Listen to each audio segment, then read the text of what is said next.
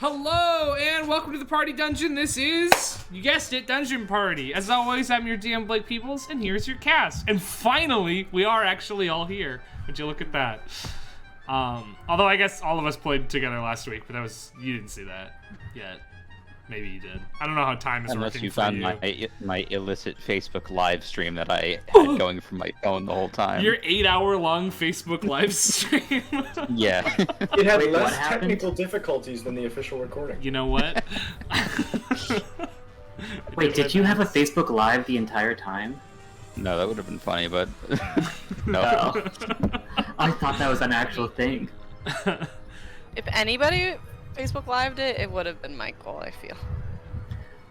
It'll become the hottest D&D Actual play on Facebook. Oh, that's not something I'd like to be. It's not a super high bar. No. I still don't have a lamp yet, but I only have overhead lighting, and I wish it wasn't lighted like this. You look cool. You look intense, like a prestige television show. But I have this really nice, soft denim button-up that I want to be shown in full force. But Next time. yeah. All right. Well, hey, we're playing D&D. Does anybody have announcements before we get into it? Does anyone have any announcements before we get into it?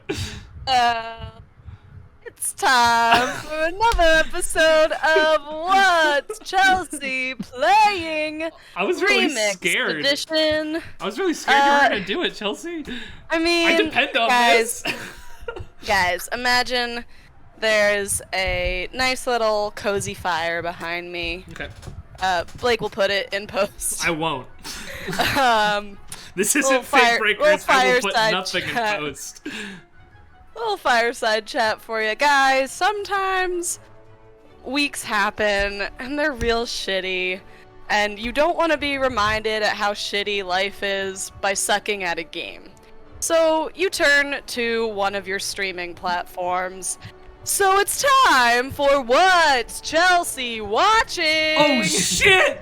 Spin off! Our first spin-off! Oh my god! Chelsea is watching RuPaul's Drag Race all day, every day. She is on All Stars Season 3. Ooh. I'm how watching did you them start? in order as they aired. Oh, Very wow. So you started slow. at 1? How did you find 1? It's hard. I quit halfway through one. Yeah. RuPaul, don't at me, at me, I don't care, and you're not gonna see that. Yeah, RuPaul's definitely watching Dungeon Party. Oh. Okay. Okay, you're gonna tell me your faves from every season, or we can table this to the end of this We at can the end. table this, because I need to create my list. Also, Ben de la Creme. I love Ben de la Creme. Well, Blake, you haven't seen All Stars 3. I know. Well, I've heard. I just got to that I episode. told you. Yeah, you told Oh, me. the about it. Just episode. happened. Do we the know their moment Twitch just username? happened. I don't know if RuPaul has a Twitch, Ricky. Pretty Trixie, sure there's Trixie definitely- Mattel has a Twitch. Trixie's my other bae. don't Fifi O'Hara has a Switch. Don't gift RuPaul a sub to this channel. I'm kind of begging you. Hi, Trixie. I would die for you. You're definitely Yeah, you watching could this. give Trixie Mattel a sub. My favorite moment in this rewatch was Phoenix turning around one day and going, "You've watched this episode before. Like, I've heard this dialogue before." And I was like, yeah, it's called rewatching your comfort TV shows, because you know what's gonna happen, and they can't hurt you. I've been watching New Girl and Buffy side by side, so I feel it. Yeah. You know what I started rewatching this weekend? What? Not like I'm gonna follow it, but just I wanted to see if it held up. I found the Redwall cartoon Yeah! from when I was a Fuck kid. yeah, dude! You know, it's not many children's shows where people just, well, not people, but Mate. characters just get straight up, eaten on screen, and you're just like, whoa! So is it still good? So far, I mean, it's one of those ones where it's very clearly a kids show, but it's interesting enough. That's how I felt about the Shonen King anime that they just released on Netflix. It's like they made a kids show out of a pretty pretty kind of horrifying manga, but everybody should read I Shaman wouldn't- King and also Redwall, I guess. I remember the books I wouldn't being put good. I wouldn't put it up on the par of like Last Airbender, where it's like, okay, this is a kids show, but this is also just like a great show. Like, I wouldn't put it up on that, but like as far as kids shows, it's not gonna like bore me to death and make me want to like pass out. Hell yeah. Well, that's fun. Well, that was a good segment, guys. You want to play D&D? Hopefully, Oh, yeah. hopefully this week gets better and I can play a video game again. Hopefully, today makes your week better. But it's Instead the of playing Underdark, so I don't D&D, know about that. what if instead of playing D&D, we just became a review channel? We just talked about stuff we were watching and playing. We could do Oh, that. absolutely. Fancy. Yeah. It becomes a React channel. Dungeon Party React. I'll throw up the meme playlist. Oh, no. Alright, let's play D&D. Season 6 is amazing. Yeah. Yeah, Yeah, I it just is. saw your comment. So, Yes. last time on Dungeon Party, everybody came back from vacation, some in better shape than others, and they spent a fairly normal week of classes, just getting back into the swing of things. Well, most of them did. Tether spent the week creating and establishing an alternate identity in the town of Kilshar, which paid off at the Snow's Harbinger Festival, the premier the premier Assyrian Michael's texting our group chat. The premier Assyrian winter holiday. So they went, everybody except for Turn, because he was feeling sad, went to the festival up in Kelshar, ran into Arla Favelar, aka Egg Boy, getting pelted by children with snowballs as part of the festival. Ran into Isla, Tether's alternate persona, who showed them all a very good time. Una got wasted. Shandi got a new plush. Septon... Wasted. Una had no hangover. Well, you Una still beat got alcohol. wasted. You still got You wasted. can still be though. wasted. Pretty sure Una won at alcohol consumption. I think so. you might be right, because she had a great time and then A felt great nothing in time. the morning. No You can regret. totally be wasted and not get a hangover, though.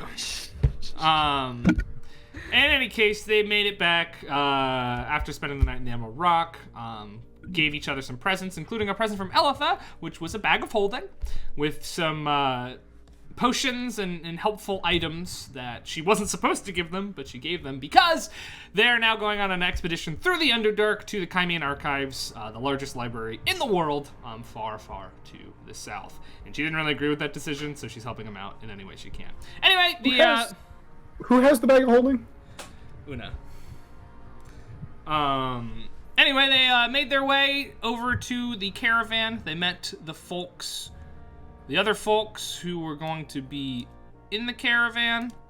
I won't list them again because we'll talk about them in a minute. And Tether decided to be the guide and plotted their course literally perfectly. So you had the best embarkation roll that you could possibly have, which is going to be nice for you guys on this journey. But yeah, that is where we left off. So, as we set off on your journey, there's a couple things I want to let you know beforehand about how these journey rules, work. So, the way journeys work in this system, which is adapted from the Adventures in Middle-earth system,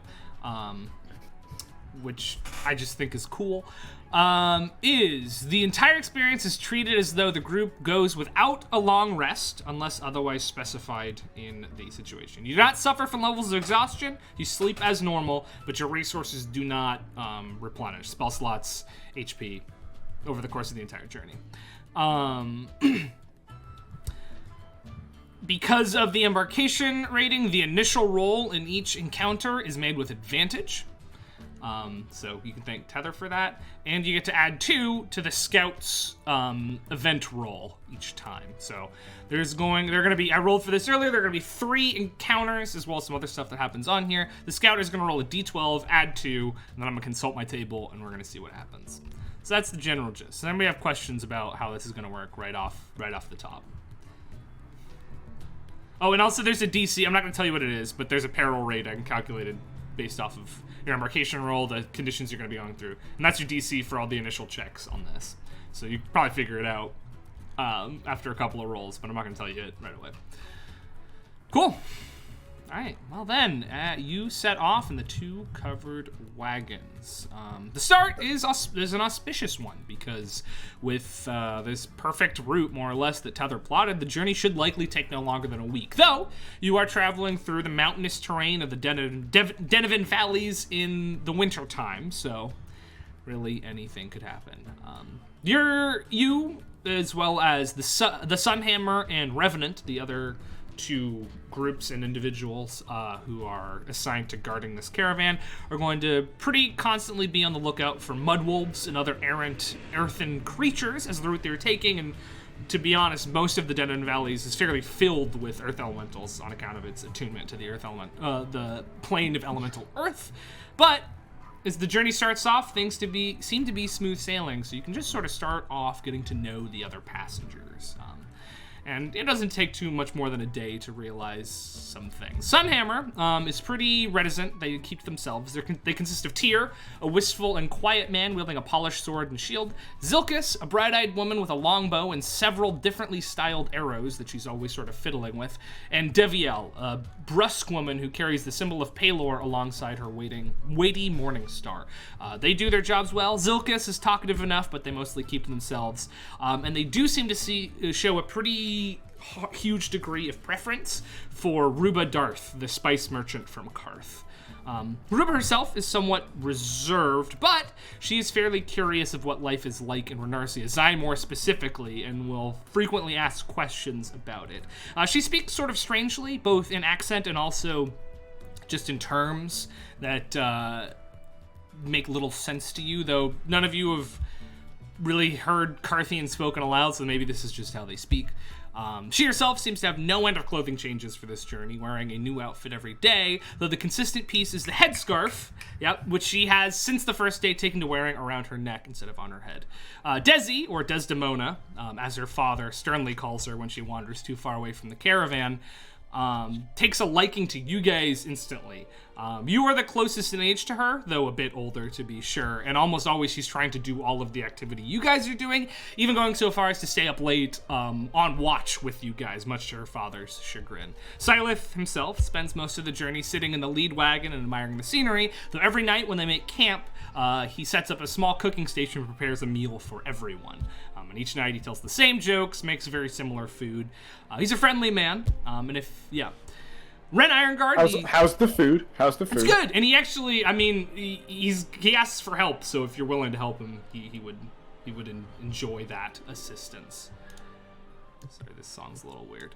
Ren Ironguard is a friendly old dwarf, but don't let her hear you saying that. She often regales you guys and Desi with stories of her glory days as a Caerleon and Lion Knight. Her battlefield record is immense, even if you leave a little room for the undoubted exaggeration she's giving it.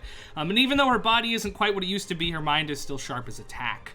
Revenant, on the other hand, the bone-clad, you assume water genasi, has probably not spoken a single word since the journey started.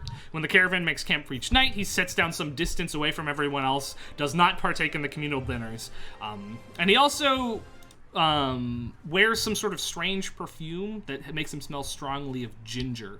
And whenever it's time to split up the watches, he takes the middle watch, when night is the darkest, because as Lord King, I guess.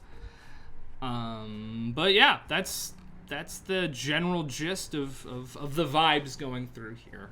You're traveling through some pretty mountainous terrain, up and down small little ridges, across some larger mountain ranges, and it is winter, so snow is pretty consistently falling, and if not actively falling, at least on the ground all around you, which is definitely slowing your progress a little bit. The horses don't seem to be too entirely happy with the travel conditions, but they're making it through fairly well. And that brings us to our first encounter roll. So the scout, which I believe is Shandi, I need you to roll a d12 and add 2. Okay. 12. Good. Cool. Yeah. one of the first nights of the journey as sundown is quickly approaching during a light winter storm. It's not blizzarding by any means, but snow is definitely falling down pretty heavily all around you. Here, we'll do this song. You see somebody walking the opposite way. Just an individual, 5 to 6 feet tall, wrapped in a furred winter traveling cloak with the hood pulled up over their head. The caravaneer may attempt to speak with this traveler, or you may allow them to pass without talking to them. That's me, right? That's you. I think I think Septon would step out and just give a simple, like, you said it was the first night? One of the first nights. Evening? Yeah. Late in the day? Sun is starting to go down, for sure. Yeah, and Septon will kind of step, he won't wait till the person is upon us. Mm-hmm. He'll kind of step away from the group a little. Sure. Not more than, like, 30 feet, but... Yeah. I mean, you can't see too much farther than that anyway with the snow falling. Right, he'll sort of approach and be like... Septon gives the fuckboy head tilt. No, stop chat. no, Septon, no. Septon will walk over and be like, "Greetings, traveler. Anything we should know about where you've come? We can let you know if there's anything we've passed. Road's pretty clear as far as we've seen." Cool. Make a charisma check with advantage because of Tether's embarkation roll. Right.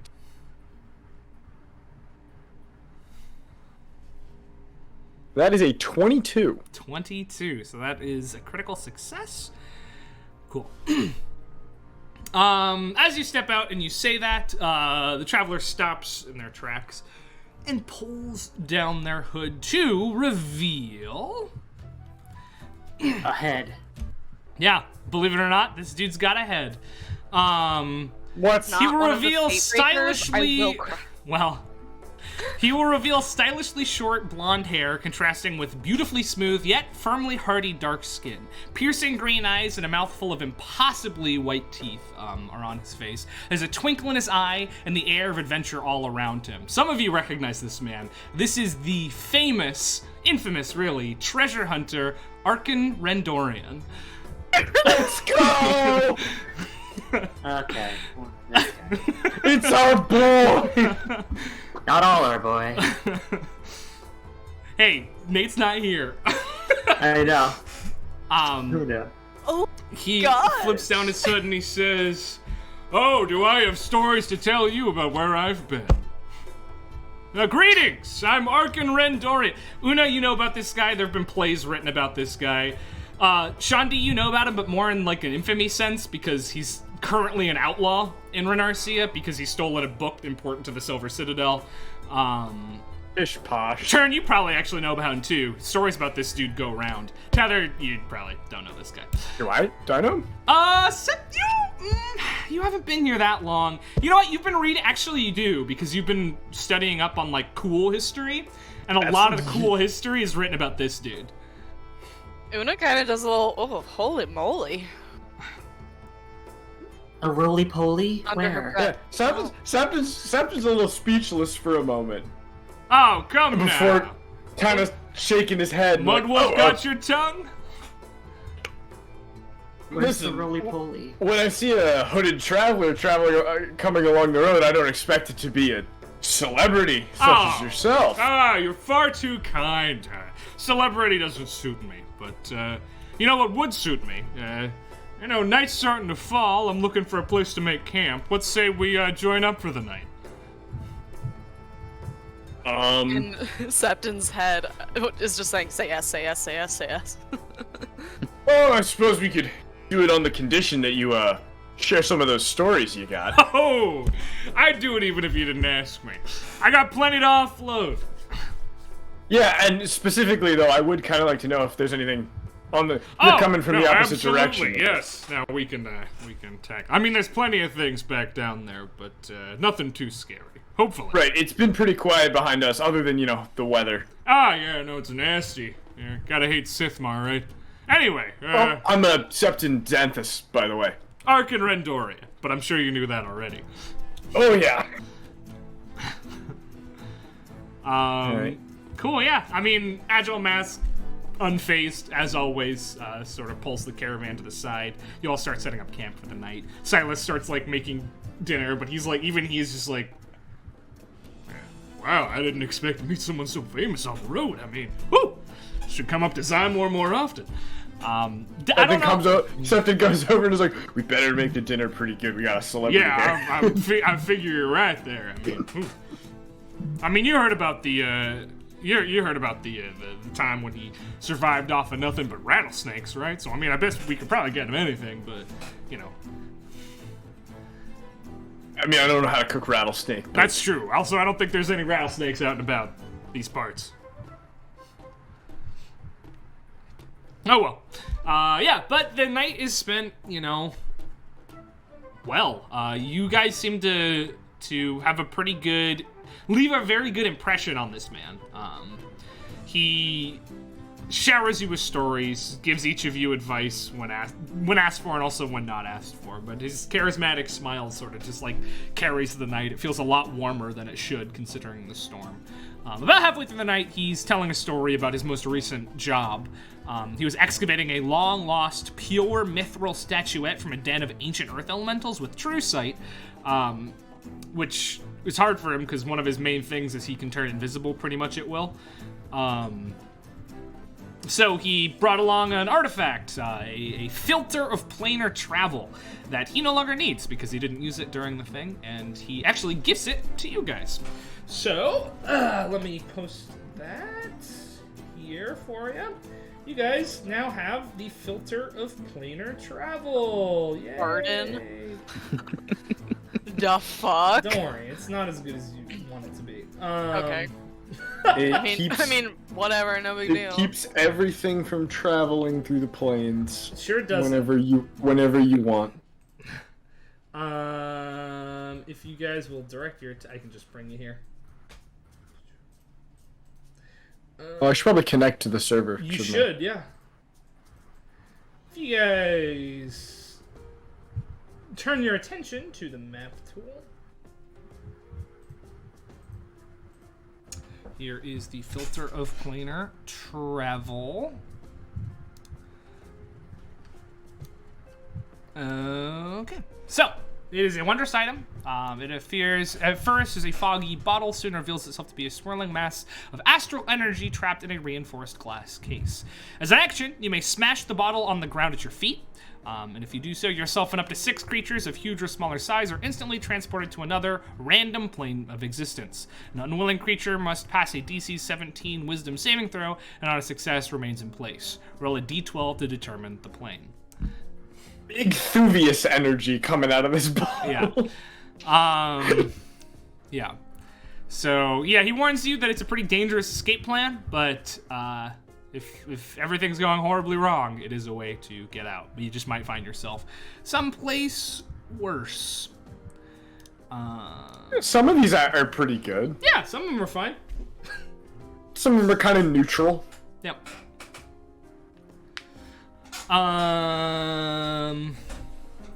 Yeah. A couple of them are instant death.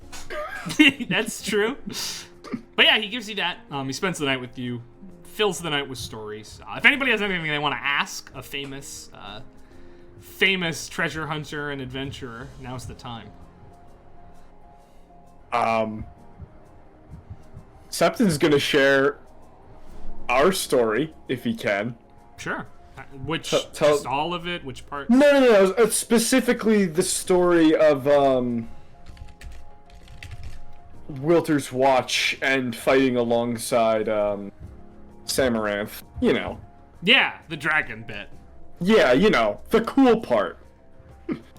Leave out the fact that, like, 3 of the 5 of us died in the process. Like, oh, wow! Go for it, Tim. No, I feel like while Septon is telling the story, Tether would jump in with the bad part. Like, oh, like when that happened? It's like, well, you know, any adventure has its share of downsides, but you got to ride a dragon. I mean, I haven't even ridden a dragon. Well, I've ridden a dragon. It was more if I was killing a dragon while on top of it sort of situation, but, you know, same thing, I suppose. That's pretty impressive. You're all so young, too. Well, good for you. I'm intrigued to hear what you young folks are gonna get up to. Well, you got a name for your group? Yeah, we go by the Bright Futures Initiative. Bright Futures Initiative. All right, sure. Aspirational, I like it.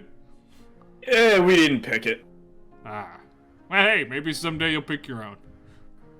I picked my name. Our name could be Hi, we're Una, Shandi, Septon, Turn, Tether. That's a bit of a mouthful there, but, you know, any name can be a good one as long as the person holding that name is equally as impressive. We could workshop that name.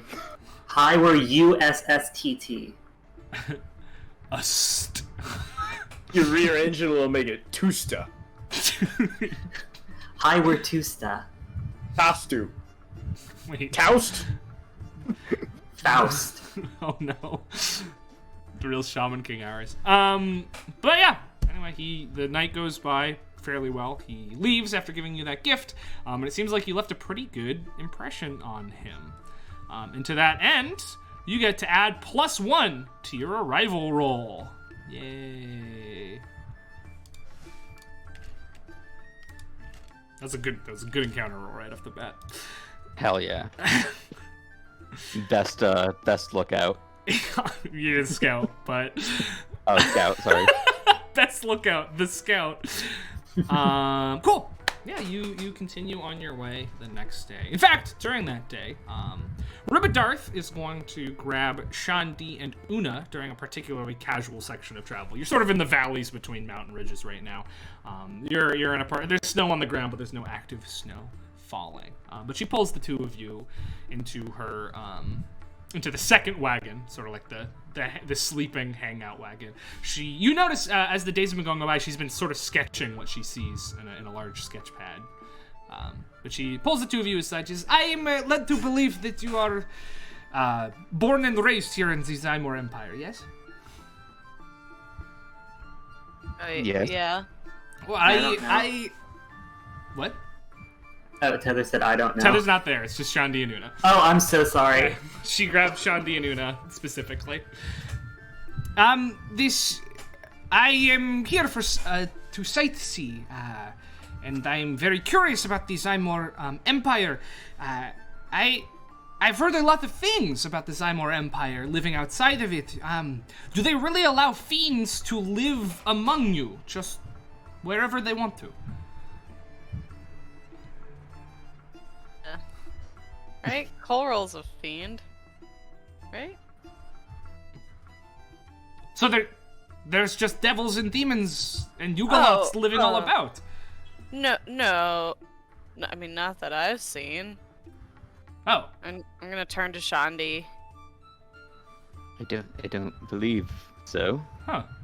Like full fiend? They don't live unless they're like well, I don't know. I had always just heard that, you know, fiends walked among the denizens of the Zymor Empire as citizens. I am sorry if this is a question that offends. Oh, no. I just think it's incorrect. Well, that's good to know. She takes Unless... a little note. Yeah. Well, now I have several more. Do they really experiment on children to create arcane technology? I mean, depends how you look at the Bright Futures initiative. Oh, like yourselves. You think that you are the experiment. No, that was more of a joke. Oh! I'm sorry. Your sorry. Renarsian humor does not make sense to me sometimes. Yes, do they really debase the words of the gods and fill their temples with machines and foul magics? Ooh, I'm not very religious. Well, yes, this is the thing that I have heard. That the religion is not the I'm most... looking to John D for anything. Gandhi is looking at Una. I have heard that the religion is not the focus of the Zymor Empire. That is strange to me. Right, we knew that, right? Yeah, I 'Cause mean, you've yeah. lived here your whole life, but yeah. Mhm. Yeah, not really, not as prevalent. Huh. That is I just, from my hometown, my homeland, it is, well, faith guides most of our actions, so. If you don't mind me asking, are you from Skembra? Oh, no, I am from Karth. Oh, you just sound like somebody that I know from Skembra. Oh, well, but interesting. that could just... Make it, what's your passive insight? Oh, insight. 15. That's gonna be enough. When you sort of bring her accent into question, she like, her eyes grow wide for a second. She like looks around. She's like, you know, it's just, you know, the accents, they're strange. Yeah. Okay. That's fair. Yes. Yes. Well, And what was her name again, Blake? Ruba Darth. I am sorry if these questions that I am posing to you are offensive. I have never been to Zymor before. I've heard only sort of bad things. But the only Zymorian city I've ever seen, the Kelshar that we departed from, it did not seem all too different from the cities that I make my home in. I expected more, well, magical technology and whatnot. Yeah, you know. The capital's a bit different than Kelshar. Oh, yes. So you know of the you've been then? Oh, yes, that's where I was, you know, raised. You had interesting. So, and have you met the, I suppose, ruling class of Zymor? Oh, I'm intimately familiar with the ruling class. Well, this is very interesting. I suppose, I mean, do not take these questions as offense. I am simply curious. I'm but a spice merchant. These are just my, you know, personal inquiries. But they call themselves an empire, but they have never expanded. Do they have intentions to do this, or? Well, I'm sure I wouldn't know much about that. I'm not really offered a seat at the table for those sorts of conversations. I didn't. You said you were intimately familiar, so I figured that maybe. Oh yes, and you know, it's complicated. How so? Well, have you ever used a tool like a screwdriver or a Sort of looks at her quill. spatula? Well, I suppose. Yeah. See, yes. would you speak about delicate matters with your quill, knowing that it offers no function aside from... Are you saying that you are a quill to the people in your... In a way, yes. Huh. And then I suppose not all of the rumors are false. Well, interesting. From what I could see with my eyes, it seemed as though Zymor was a fairly normal place, but, I mean, this is worrying. I mean, you seem to be a person as much as anyone else, so why do you consider yourself a tool? And not, well, an individual with your own motivations, needs, etc.? Well, I wouldn't consider myself a tool. I'm just... Oh, you know, do shedding not. light on the perspective They consider of, you a tool. yes, exactly. There are people in my home country who would feel the same way. The thing that was worrying me was that you considered yourself to be this. Oh, but if you no, do no, not, no. then that is not an issue. Well, interesting. I mean, are there any fun tidbits that you might want to share about the Zymor Empire? I'm just very curious. I mean, I will not get a chance to see Nildor in the way that I would have hoped, so I'm trying to learn as much about this new place as I can. I had a business contact in Kelshar to meet with, so that is why I'm here and now sightseeing and taking the long way through. Although this Kovdek thing I was not expecting, so. Yeah, fun facts. Yes. I'm sure you know this, but the capital sort of moves around. That's a pretty fun fact. I had heard. I assume some sort of strange arcane magics does this. How much do I know about I mean, the inner yeah, workings of that? it's all Magitech, yeah. Yeah. Yes, that would... Something along those lines. Interesting. Well, I should like to see this myself someday. Oh, yeah, sorry, I did not mean Who's to your interrupt. contact in Kelshar? Oh, there's all sorts of... Do you know We people might- who buy spices? Maybe. Greg. I'm not there, sorry. Maybe. It was, there's people who buy spices. I'm afraid Like- it is a bit of a, a business transaction, so Is cannot the be too. spice trade It is legal on spice. the... Okay, It's not. okay. This is not a code word for drugs. I should Okay. specify. It is actual spices. So. No, Yes. but I mean, I've heard of a few people. I work in Kelshar, so I know a few people here and there. Who do you work with? I suppose. You first. Oh well, I mean, I you- cannot reveal all of my contacts, but there are very many people who would require Carthian spices. After all, it is not the easiest accommodation Like, to come by. Like at a tavern, maybe. Yes, where there's they several cook taverns. There's a potion seller.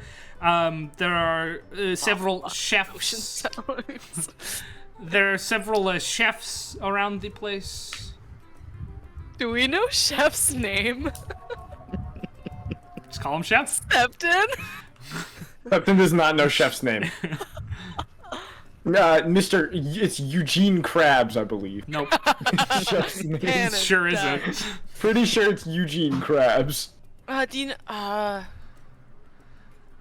I know one of our buddies works at a tavern. I think the guy's name is Greg. That is a very common name. There are It many is Gregs very in Kelshire. common. You know the name of the tavern. Yes, and I stayed at the Emerald Rock. Yes, that is one of the places that I sold this spice Oh, to. cool. That's a lie. She's lying to you. Yeah. And have you been there recently? Oh, well, I went when I was there. I went. Right. Oh, so you know Septon. Yes, the Elidrin. I met him today, or when we started the caravan. I didn't see him before. You didn't see him at the Emerald Rock, No, why should I have? where he works almost every day? Well, I didn't come into the tavern itself. I simply I made know the deal. Septon. Shush. I'm trying to. Something's not there. Something's not there. I simply made the deal, and then I had my people deliver the spice. Your people. Oh yes, I'm a wealthy spice merchant. I do not just. Okay. Sorry. Just in Shandi's head, I'm gonna be like, she's lying. I'm uncomfortable. Shandi is gonna just sort of nod like he's nodding at the conversation, but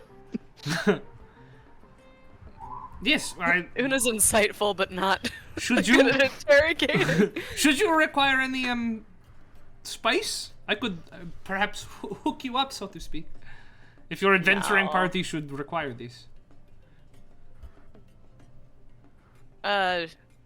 Does it have Not benefits really. besides? I need spice. Spicing It up makes the it makes your food? food better.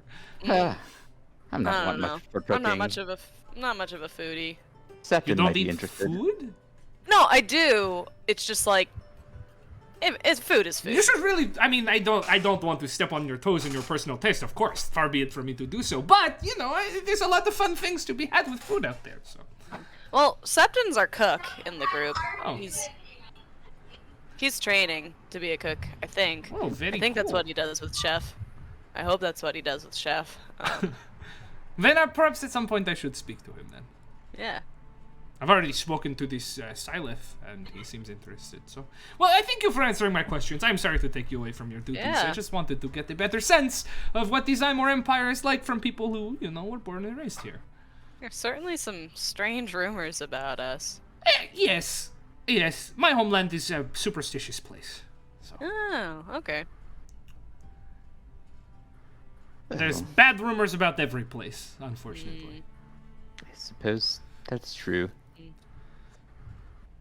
Very well. Well, I should get back to my sketching. Sorry to take so much time from you.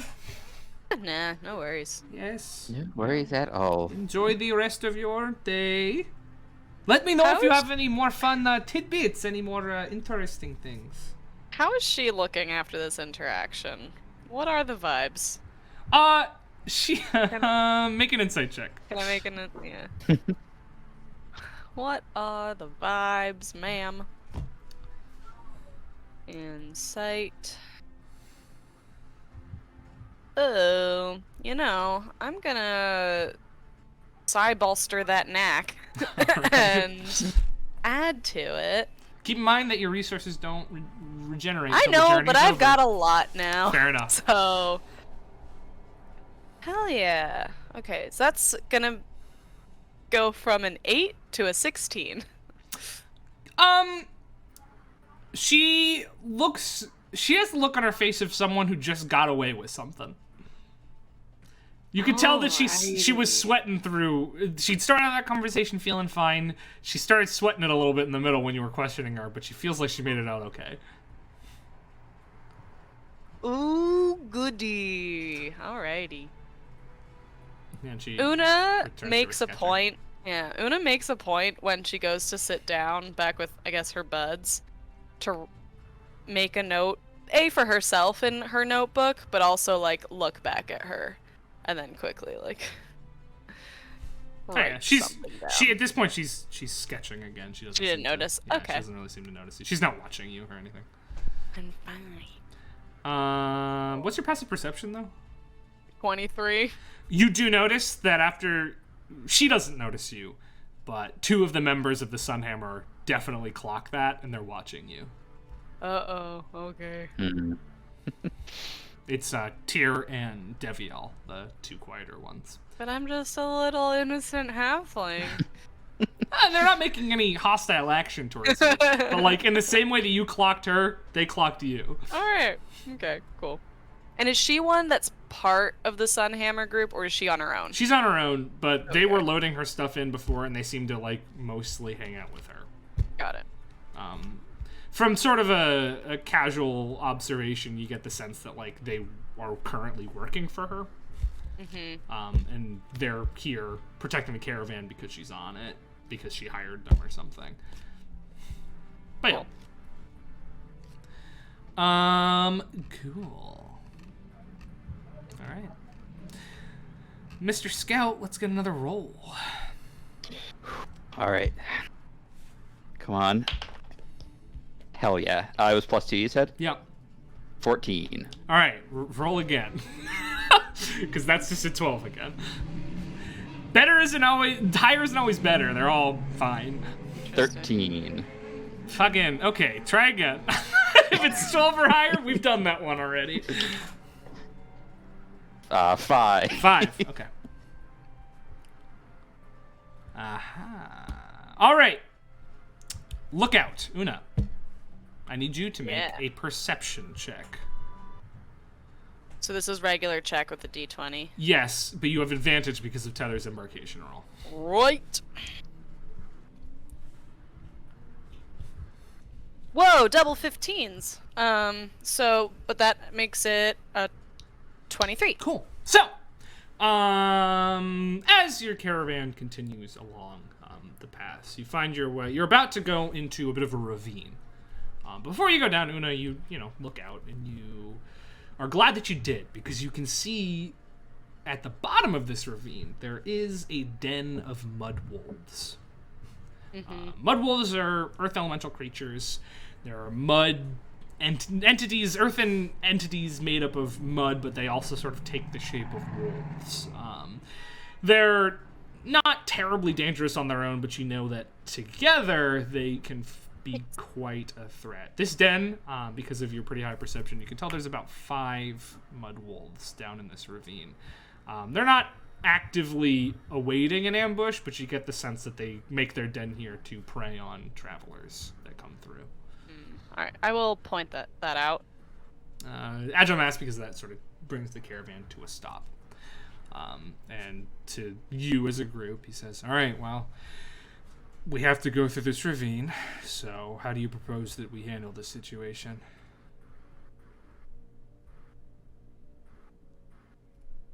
Is there a particular food they like, or a favored enemy? I know some of us can do some sorts of illusion here and there.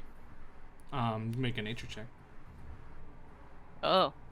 Agile Mask says, make a nature check. Well, Agile Mask says this is a teaching moment. Figure Got it out. Got it. I'll make one, but if anybody else also wants to make one, because Una knows shit about Yeah, mud you're all wolves. welcome to. It's a 13 though from her.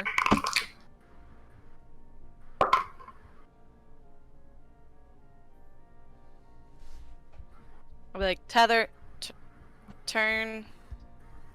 Tether got a 9. I don't think Tether knows mud wolves. Yeah, Tether. She you knows never more like seen any of this of this before. plane. Yeah. Turn any relation, any relations. knowledge. I know. That was on purpose. She's getting a turn. You might notice Una acting weird around you, or you might not. It's turn after all. Yeah. Bold of you She's to clearly assume. not making eye contact with you, if you want to notice that or not. Any knowledge of mud wolves? Sorry, Una, I don't know anything about mud wolves. Just normal wolves. I rolled a 1. You didn't even know these existed. Mud wolves? You've seen muddy wolves. They're just muddy wolves. It sounds like. Are you sure there's not just wolves who rolled in some mud? I don't know. They said like mud wolves, so they have a proper name. So I assume I think it's different. But I'm not the nature person, so I mean, from what you can see, these creatures are made of mud. they are made of mud, from what I can see, With from your- what my halfling your eyes see. halfling eyes could see. If they're made of mud, we could maybe heat them up and make them clay, or we could get a lot of water and wash them away. Well, Or I mean, a few tactics that have worked for us are like use some kind of distraction to possibly get by, and if that fails, just be prepared for an attack. I mean, they're animals, right? Maybe just like a loud noise or something could spook them. Mhm. We could just route them from the area for a little bit, get by, and then. Yeah. I mean, if we can make out our illusion sound, we have the sound. We've heard the sound of a dragon. Ooh. Yeah.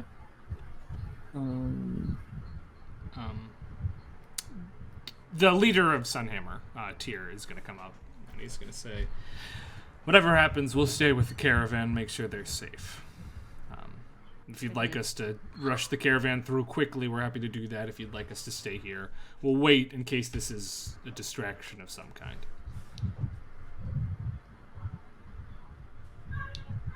Yes, Tether. I can turn into a rabbit. Well, I can cast Long Strider on myself and then turn into a rabbit, and then have them chase me. But what happens if they catch up to you? I like it. I stop being a rabbit and then turn into a gas. Okay.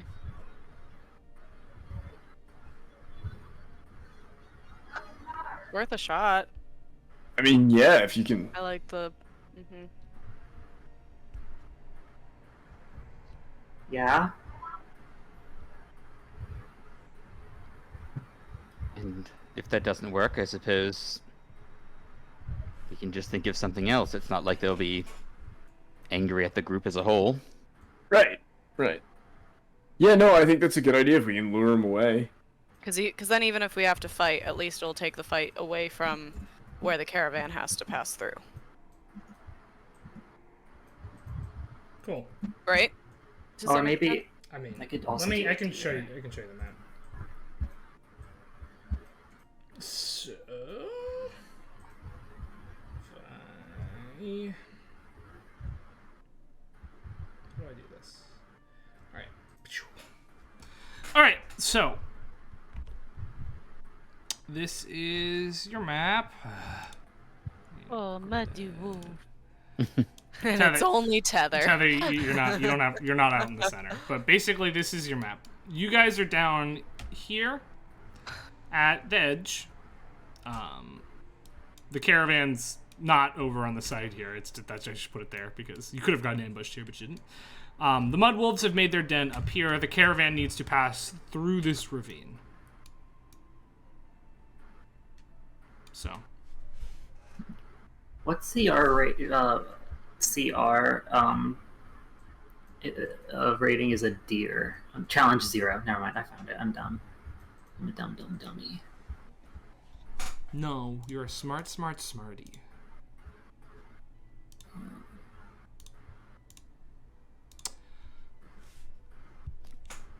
Like, would I have had time before this session, I guess, to quickly buy new armor? Yeah. Because I'm just you not would've- realizing You would have had plenty of time if you had the funds. Okay, or I'll just go in with 10 AC. I mean, No. you had several weeks to do that if you wanted to. So. Okay, great. I'll pay for some with the cost of it. Yeah, just let me know what you end up getting. Also, but if you wanted armor that you couldn't afford, would you have said that? No. Okay. Chain. I'm gonna do a chain shirt for 50 gold. Cool.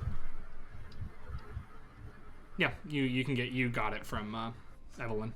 Easy enough. Chain. Nice. Now that your cool new armor is just in a bunker and the crystal burn forever. So what's the idea? What's the plan? You want to just jump into this? I think Tether's gonna cast Long Strider on herself, then turn into a deer. And Just run on through. run on through. How long is the ravine? You can check it on the map there. It's. Oh. I mean, it's not. Oh, that's where it. Yeah. This is the. So ravine. if, right. So if Tether, Huna's drawn in the dirt. What was the space? Yeah. If you can like draw them away to, I guess, either side here where it levels out.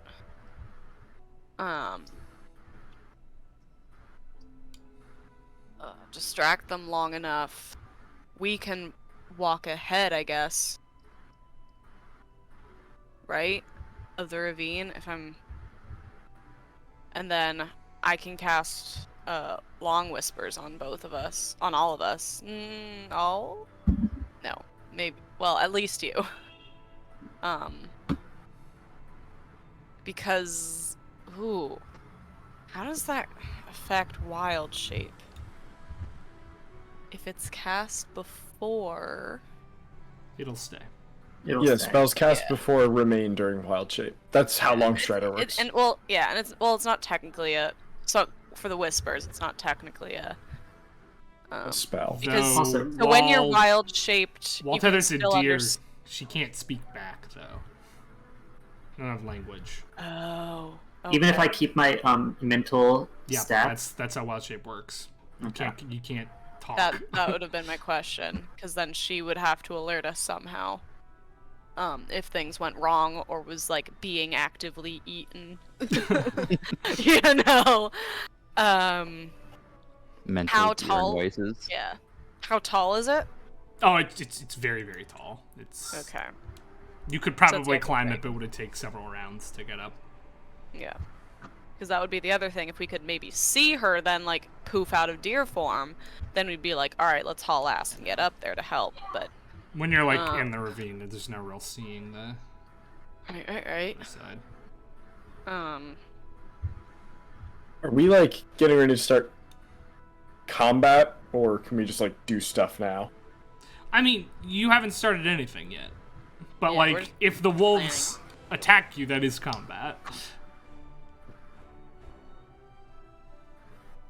Babson's just gonna say, "I think this is a great plan," and slap an inspiration on Tether. Tether, I think this is a great plan. Thanks. Can't hurt. Oh, well, no. Well, so answering my own problem. If I put whispers on you, when you bamf back, if you have to, you'll let me know things went bad. Okay, I'll try not to fail. Mm-hmm. The ability doesn't say anything about, like, if they turn into an animal, it's canceled. It's like, it lasts for the number... It'll Okay. stay, even if she drops out of her wild-shaped form, or goes into or drops out. She just can't really communicate back to you while in that wild-shaped form. Right. So, let's drop a whispers on... I think it's up to 3 now, because I think it's up to proficiency... features. Come on. Yep, proficiency. So I'm gonna put one on Tether, on Septon, and then whoever is leading the caravan. Wait, don't I guess don't Agile. put whispers on me. You're right. Don't put whispers on Septon. I have my ear. Right. Oh Awesome. wait, Well, Sean, Don't I has have the that ear right now? Oh. I mean, I And I can will. give it back. My point is someone has the ear. Don't Whoever put has the whispers ear. on them. Great. I have the ear of Talk to Una. Yeah. Great. And then, I guess I'll put it on Agile Mask as well, because they'll be with the caravan. Cool. Yep. You see as well. You smell it first. You smell ginger sort of waft towards you as Revenant steps up next to you and unsheaths like the square blade off of his back. Just nods to you behind his mask. You get the sense that if things go wrong, he's gonna help you out in the fight. Great. Seems like a cool guy. Alright. It's gonna be for... Oh, I was afraid of that. Just for 1 hour, but hopefully that's It's all not that long a movie. Yeah, right. All right. Everybody ready for a 60-round combat? That wouldn't even be an hour, would it? No. No. That would be 10 minutes. Yeah. I mean, that's what we did in Fate Breakers. Except that was 1 minute. Whole 3 real-life hours. All right, so the plan is Tether turns into a deer, tries to distract them while you guys run the caravan forward. Yeah. Okay. Tether, she's gonna cast Long Strider on herself. Mm-hmm. And then she's gonna say, I'm just gonna say sorry preemptively if and when I fail. Okay. No. And then turn into a deer. Big antlers. Boom, Tether's a deer now. You should have access to control this thing. Cool. And deer with Long Strider, I will have 60 feet of movement. Cool. So hopefully that's enough. All right, well then let's start. Tether, why don't you roll initiative? Because you're the only... Well, why don't you guys all roll initiative? The caravan's going to go on the same initiative. I don't know if I have control of my character. I'm pretty sure I don't either. You should, but you don't. They used to save that sort of thing. But doesn't anymore. Alright, there we go. Yep.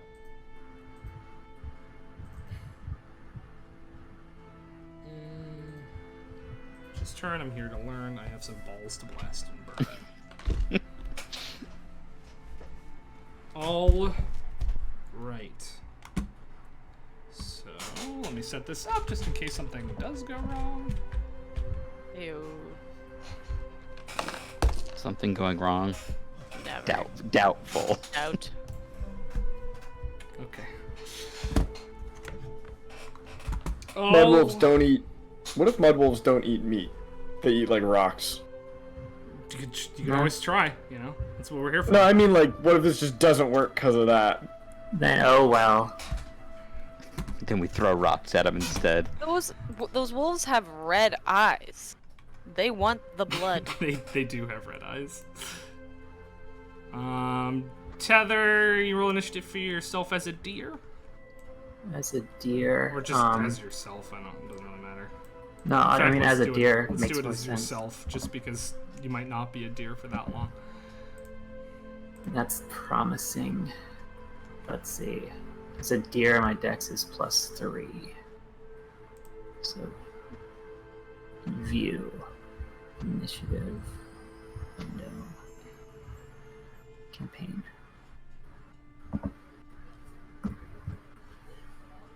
Okay. All right, then. All right, let's have Tether go ahead and go first.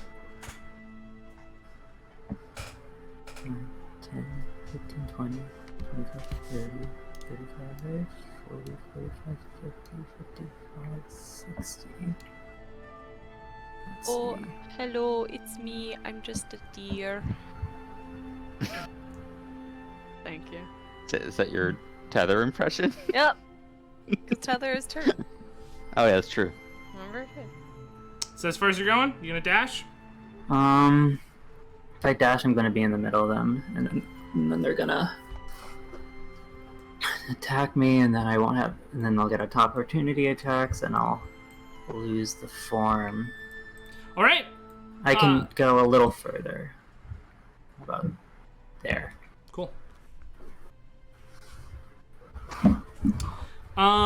Sweet. So back at the caravan doesn't move this turn because, you know, it's behind you guys. What are the rest of you up to? Oh, I forgot to roll for Revenant. Sorry. Ooh. Dang, big, Revenant. big scary bone boy. Scary. Oh, he goes before the Damn. wagon. He's gonna start making his way forward, just in case. He'll go to there. All right. The rest of you, what are you up to? I want to get a little close, but probably. Let's see. Whoa. Where's my map? Too many tabs. Well, let's see how far. I suppose I'll actually dash. I want to be by the wall and see Alright. what's going on. Cool. Shundi?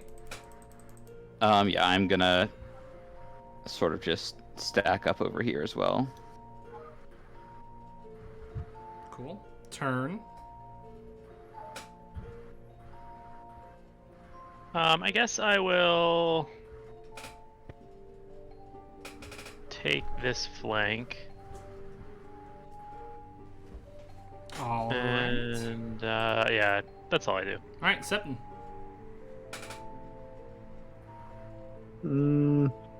I think Septon will kind of stick behind Shandi. And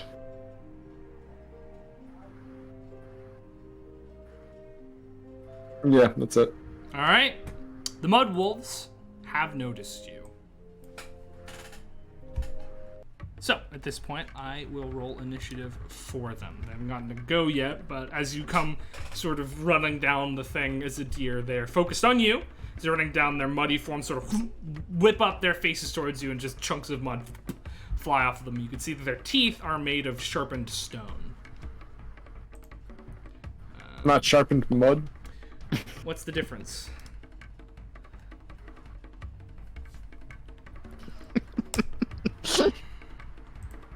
Having an existential crisis after a comment like that. All right, so they get a 23, which is one more than you. So they are going to start. Nice. So it's gonna just slosh its Good. way all the way up to you, and in fact, enter your space, and remain there as it like runs over towards you and then sloshes into a mud puddle underneath you. Nice. So it's just gonna run up to you. They're dashing to do this, but they are pack animals, and for that reason, they are going to use their pack tactics as they dash towards you. All right, that is their turn. Deer Tether, you are up. Well, it was a fun idea. Elder's gonna They die. they rolled pretty high on their initiative. It could have gone well if they'd rolled No, lower. any lower, and I could have gotten past them. Yeah. So, The dice said no that time. yeah. We're all just watching as, oh. They're like, that's Well, Well, that didn't work. Gosh. fine. Tether's our tank. That's true. Like, It's a also, we are druid. right there. Hey, you're not that far away. Wasn't expecting this, so give me a second. Deers have some attacks. They do. They do. They also have 4 HP. Yes. So let me do something.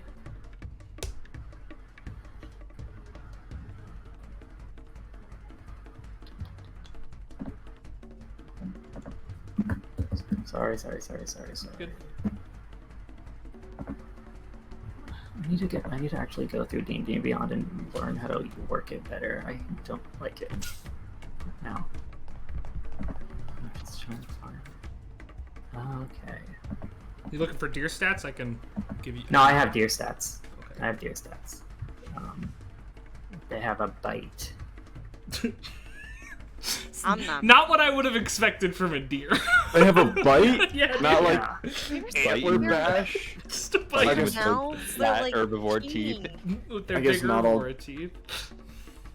They have. I was about to say they don't have like an antler thing, but then I realized not all deer have antlers. There might and be now there might be a stag stat block actually. now I'm theorizing whether or not Tether would have antlers. Taylor specifically stated she did. That's There's, true. Yeah. there's an elk stat block, I think. But There's just- no stag. The comment on the D&D Beyond under deer is, why do deer have a bite? It's strange. Chompity It's- chompity. Num num. Elks have a ram and a hooves. See, that makes more sense. That tracks a little bit better. But, But this, elk are way bigger than deer, aren't this they? deer about a bite, dude. Yeah. Well, I mean, they're both large, I believe. No, deers are I mean- medium. I meant in real life. Deers are that elk. medium. Yeah, deers are medium. That changes things. I just kind of assumed that they were large. Bam. There you go. So I have 3 opportunity attacks on me. Oh, There's one in your space. yeah, and then the 2 in front, right? Yeah, if you try to leave. Yeah, so it'd be 3 opportunity. Okay. I mean, what can I do but try, you know? No, not there. All right, you are going to take 2 attacks of opportunity from these Love dwarves. that. And these attacks are advantage because of pack tactics. Love that. All right, the first one is a 21 to hit. I think deer have very high AC, so no. So that is 8 points of piercing damage. Well, actually, because as you're attacking it, you are. Oh, no, you're right. That didn't. 8 points piercing damage. So I believe Then that I'm not a deer that anymore. returns deer to tether. Let me Yeah. tether home.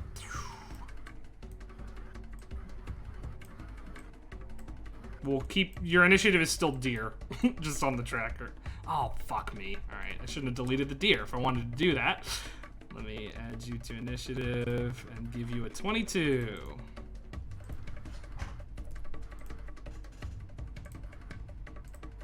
Cool. The second one is going to be a 17 to hit. Tether now. Cool. As you suddenly become more armored as you step away. Alright, those are the 2 opportunity attacks. Anything else you want to do? So I have my action and bonus action. Yep.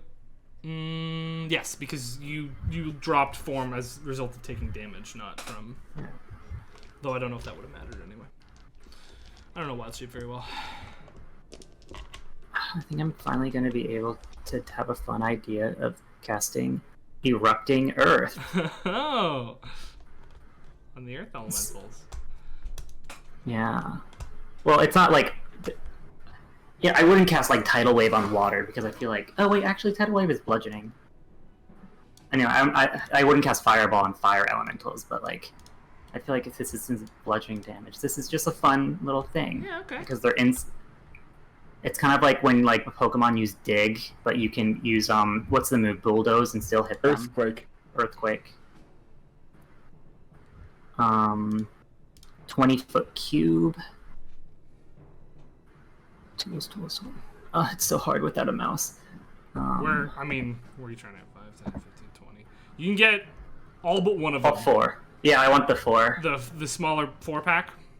Yeah. Okay, I can do this for you. Hopefully.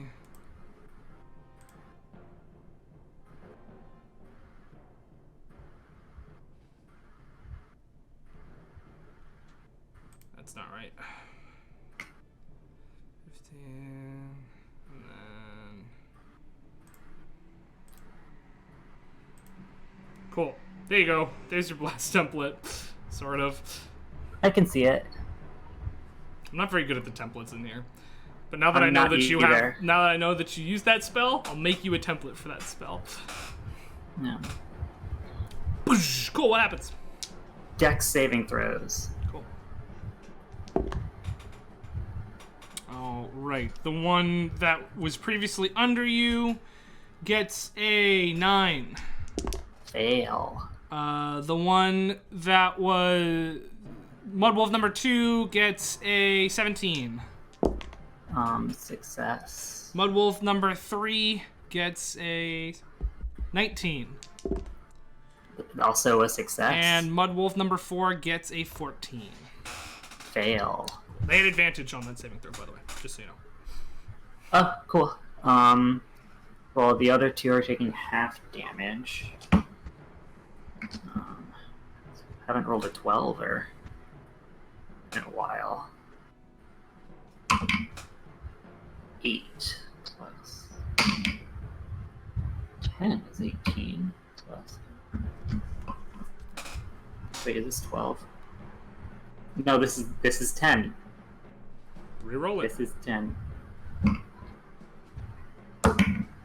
6. 12. Gosh, put to bed.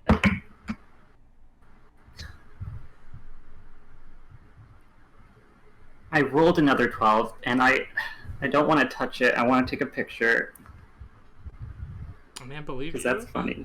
No, but it's so funny. I hope it's just a normal picture of a die sitting in a dice tray. Like nothing special about it. That's what it is. So 30 bludgeoning.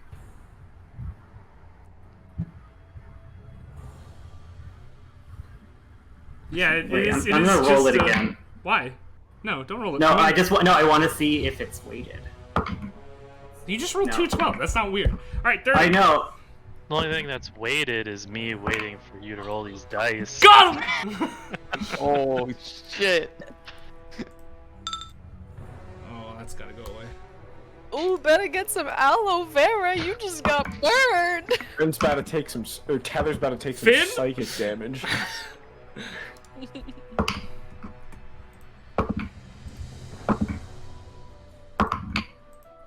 I just rolled 4 10s in a row. Cool. You get the sense as this earth erupts around them, it's not as effective as you would like it to be. Well, it was still a Elementals, fun baby. idea. I mean, you hit a bunch of them. Earthy boys. All right. Anything else from each other? Shillelagh. Cool. Barely. All right. Revenant is going to take a bonus action to put his. Wait, I can't do Shillelagh. No, I cast the because spell. you cast a spell already. Yeah. Yeah. Revenant is going to take his bonus action. He's going to take his Isn't hand out. Shillelagh a bonus action? But she already cast a spell, though. Did we go over this?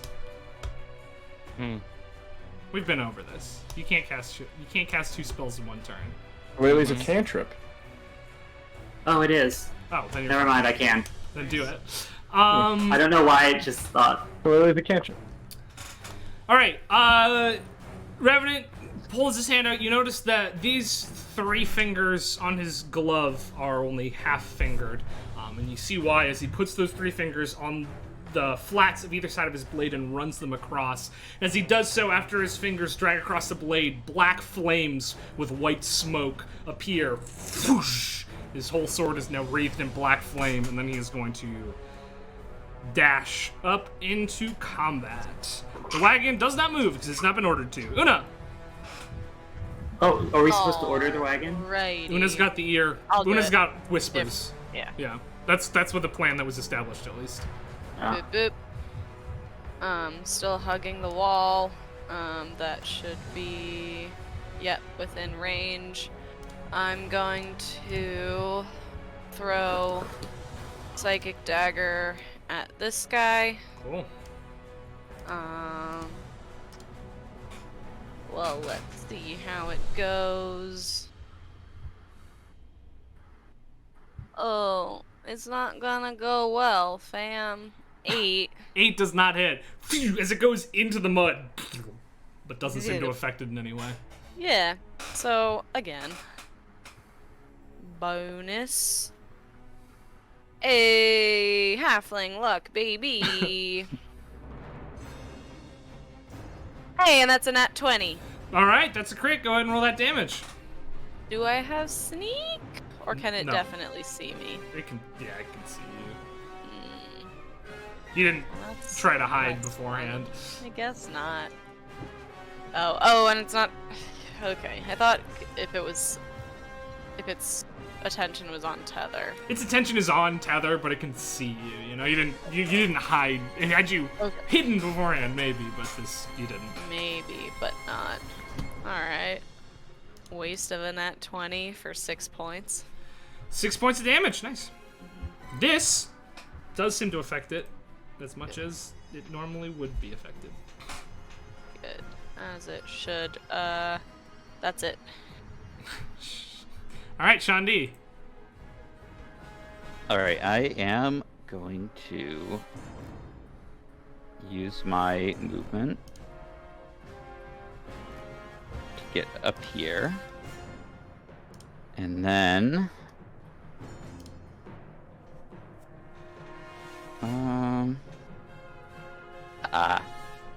Oh wait, no, it can... Never mind. Okay, so then I'm going to throw out Sean Dead. Just throw him. Just throw him out. Eat Sean dead.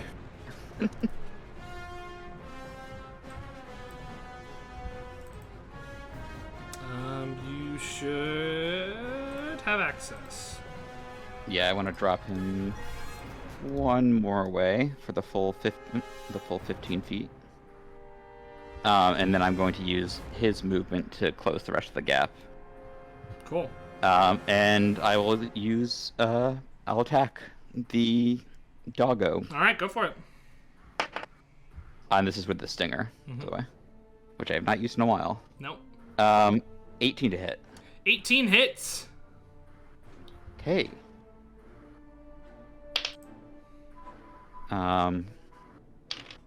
Sweet. That's gonna be 6 piercing damage and 3 poison damage. All right. It takes 6 piercing damage. No poison damage. Okay. It's an earth elemental. It's not a standard. Yeah. And then I'm just gonna use my second attack. That is gonna be a 25 to hit. Yep, 25 will hit. Alright. And so, ignoring the poison damage, that'll be 10 piercing. Takes 10 piercing damage. Cool. Turn. Alright. Oh. No. My thing's doing weird things. You alright? I'm good. Alright, I'm gonna run forward. 30 feet. Then I'm going to, let's see, 60. From here, I'm going to cast Web on these people.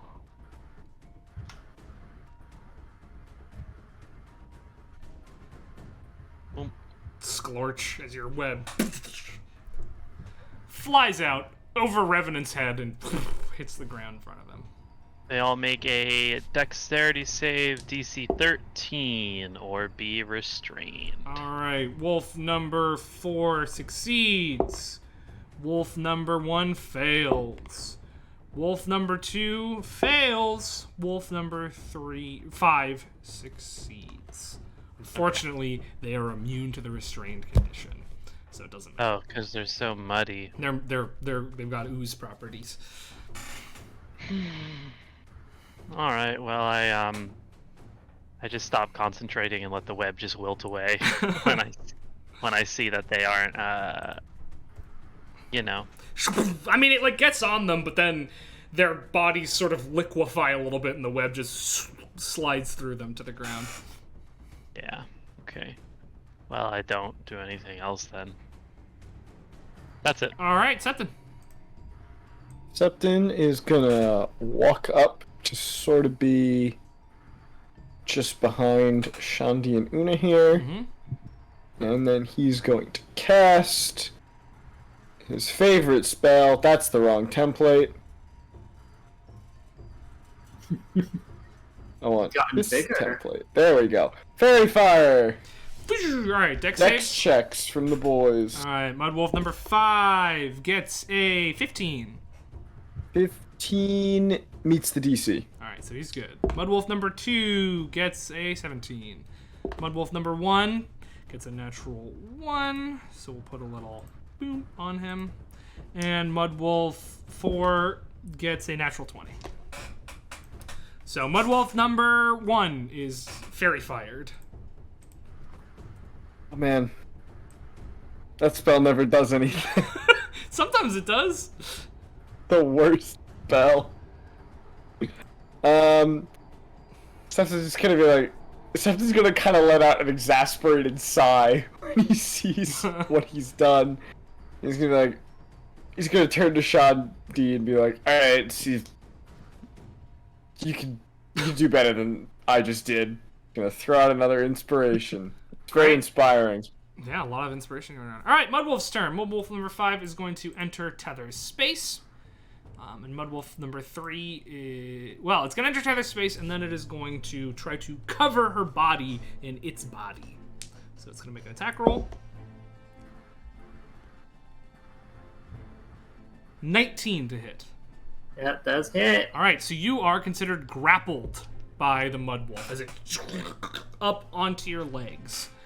Mudwolf number 3 is going to run over and it's going to attack you. It has pack tactics, and its bite feature means it does critical damage if it hits you because you are being covered by another one of them.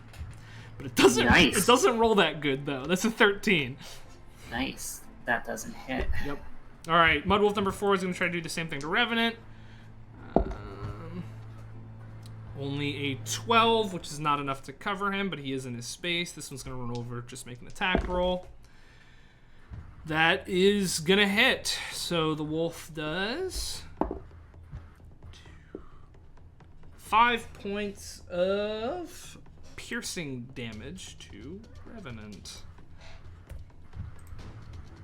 Doesn't seem to phase him all that much. And then this one will run over to Tether as well. Man, that is a 10 to hit. No. Can't get him. Tether, your turn. I forgot to make them make a save. Oh well. Next time. Next time. I'll shillelagh and try to hit. You already shillelagh'd. Oh, I did already shillelagh. What is wrong with my brain? I'll try to hit Mudwolf 3. Does a 10 hit? 10 does not hit as you swing your staff out towards it, but it just sort of A whiff? dexterously dodges out of the way. You get the feeling that Tether is very frazzled about failing the group and is now swinging a little too wildly. Gotcha. And then I can't move, right? You're grappled, so Yeah, no. Your movement is 0. You could try to break the grapple, but it would But that's an action. take an action. Yeah. Yeah. Okay, that's my turn then. All right, Revenant is going to swing at Mudwolf number 1 with his sword. That is 22 to hit, which will hit. He's going to do a base of, kind of lame actually, 6 points of slashing damage. And then he is going to do 5 points of radiant damage and 6 points of necrotic damage for 11 more total. And then he is going to swing again. Oop. 12. That time he misses, unfortunately. So one swing connects and this black flame just sort of spreads out over this wolf and it sort of slurps back a little bit. But unfortunately the second one goes a little bit wide over the thing's head. Una!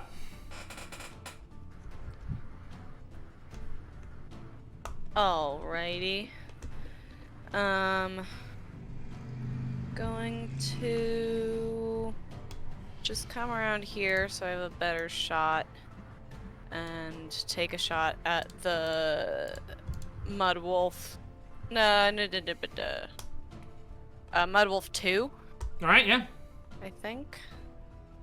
And pause for burp. Hold on. Wow, damn, that's a 9. 9 does not hit, unfortunately. Yep. Then we'll just try again. Hey, that's fail. That's a nat 1. So, alright, second one is an unnatural 20. Okay, that'll hit. Yeah. Go ahead and roll that damage plus sneak attack. Ew.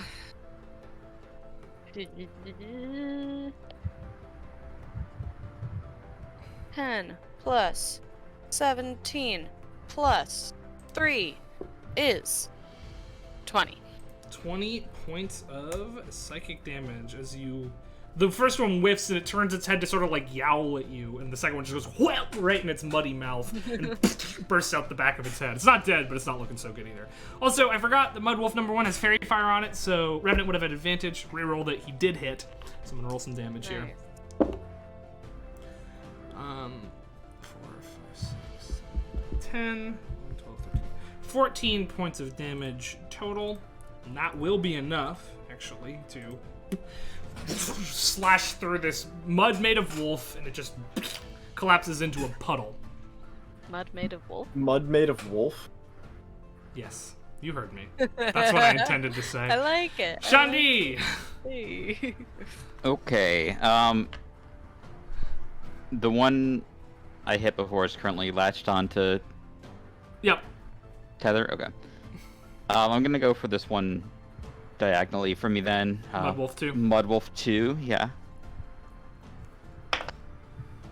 17. 17 will hit. That'll be 9 piercing damage. 9 points of piercing damage, and that is exactly enough to destroy this one as well. As you as Ghost Shandi stabs his rapier through, the thing just collapses into mud with its teeth floating on top of the puddle. Can I attack the one on tether without hitting her? You'll have or- disadvantage. Okay, in that case I'll just... Oh, I can't use my movement between attacks, can I? Yeah, you can. This isn't Lancer. You can do that. Okay, I wasn't sure because it says that second attack is part of the attack action, so it would be splitting up that action. Yeah, but you can move Okay. between. Sweet, then I'm gonna move up You here. just can't do anything else but attack with the second part. Of your Yeah, that's what I'll do then. 19. 19 will hit. Go ahead and roll that damage. That will be 8 piercing damage. 8 points of piercing damage. Yep, stab into it in the back, and it sort of like its face is yapping towards Tether, and then another muddy face sort of appears out of the back and makes a bark at you, and then back up into the mud. Turn. All right, I am. My headphones are being weird. Let's see how far away is that boy. If I throw from here, do I have an angle on that wolf or no? Will I hit tether? I can just move over. Yeah, I think it's probably a better idea. Okay. Although let me think about this. Tether looks like she's being engulfed in mud right now. Yeah. Okay, can I just like rush forward and try to pull Tether out of the mud? Sure. It'll be a contested athletics check versus the mud wolf. Great. I'm gonna go ahead and make an athletics check then. I rolled an 8. 15. Unfortunately, as you pull Tether, the mud comes with. Okay. And I think that's all I'm gonna be able to do this turn. Alright, Septon. Septon is going to move his movement up to here and make an attack on Mudwolf 3 Cool. with the Whistling Whip.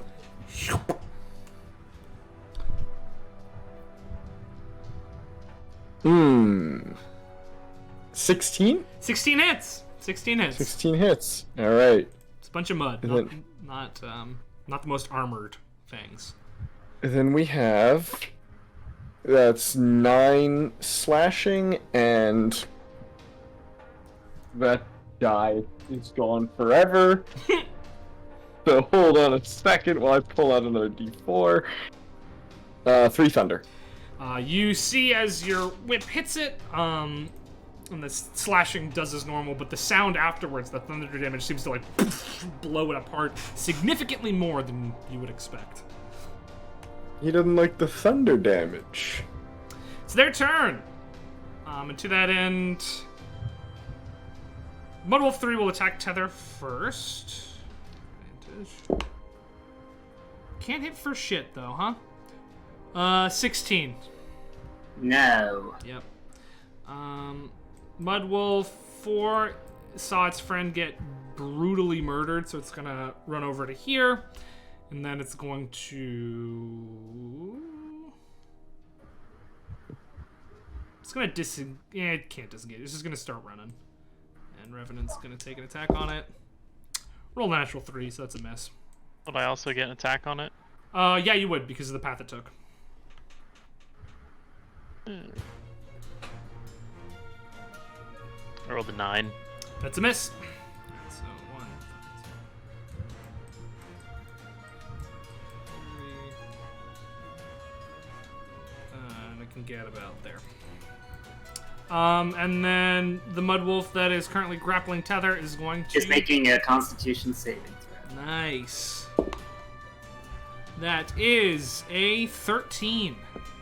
Okay, that fails. And so, what is going to happen is I'm gonna roll 2. No, only 1, because I'm not in Symbiotic Entity. So how much is it again? I think it's 1d4, 1d6.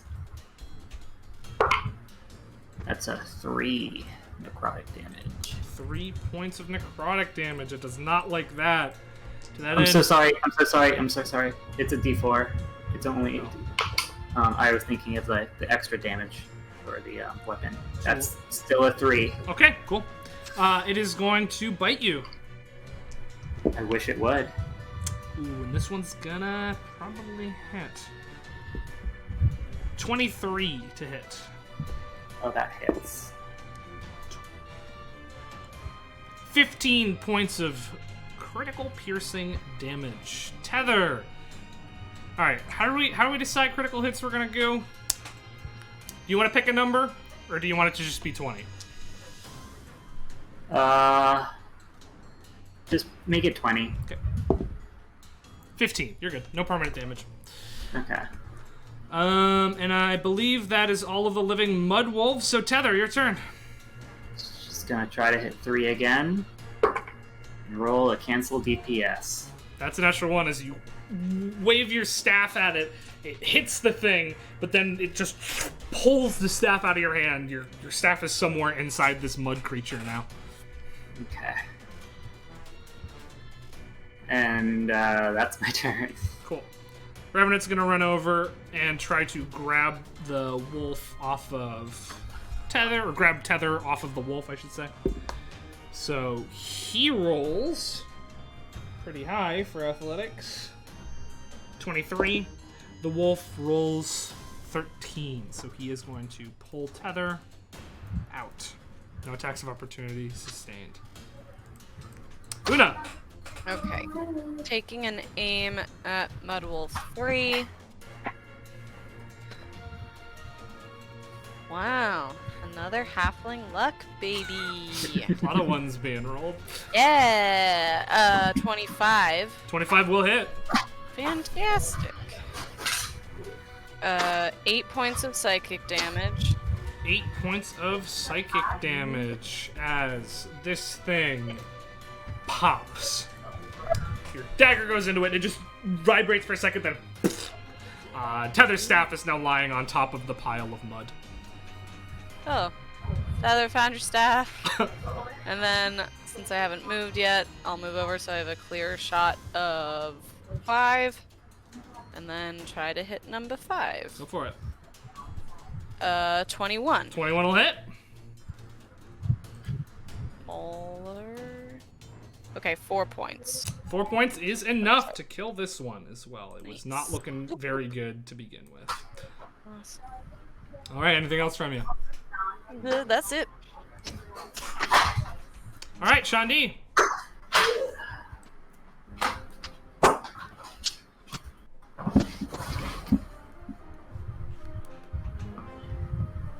You're muted. I just realized after my last turn, Sean Dead should have disappeared because he was 35 feet from me. So, There's one wolf, it's running away. You can choose to let it go or chase.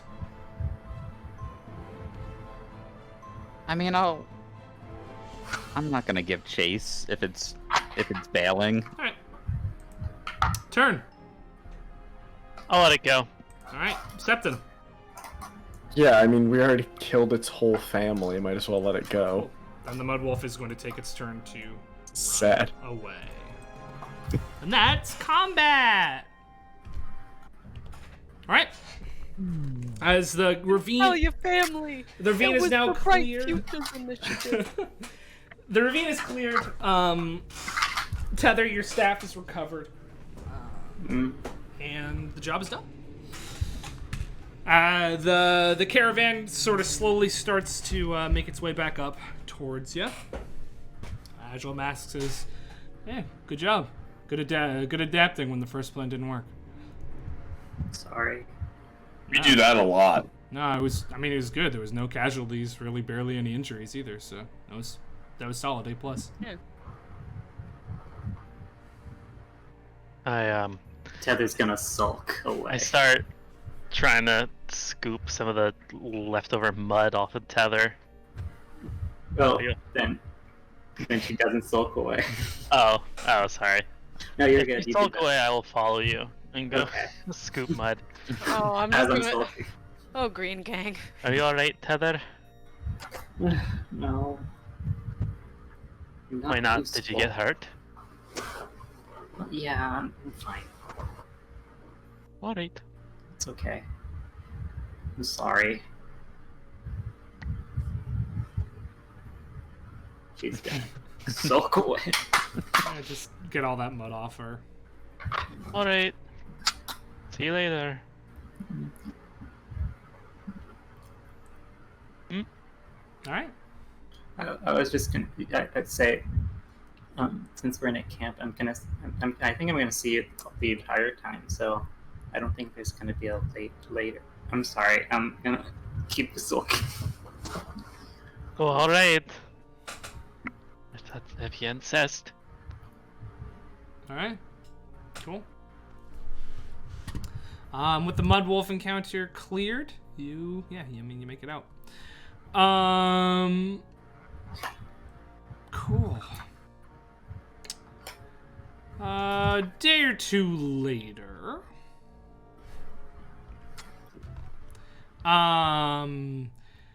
you Where is it? Sorry, there's a lot of... Alright. Caravan is stopping for the night a day or two later. Silith starts making the meal, asking Septon to help out. And Ren Ironguard, the old dwarf, she's been complaining about her joints aching in the cold. So Silith sends Desdemona, Desi, out to grab some Gurdnal fungus from a nearby cave to help her with that. But Desi's gonna go over to Tether. She's like, hey, can you help me get some of the fungus? You're really strong, so I feel like maybe I could use some help. And I have fungus on my head. Well, no, you led the charge against the Mudwolves, so I thought you were the strongest one. No, if you want the strongest one, I think... Let's see. How do you define strength? I mean, I don't know. You just seem really cool and strong, so I thought you could help me get some of the stuff from the cave.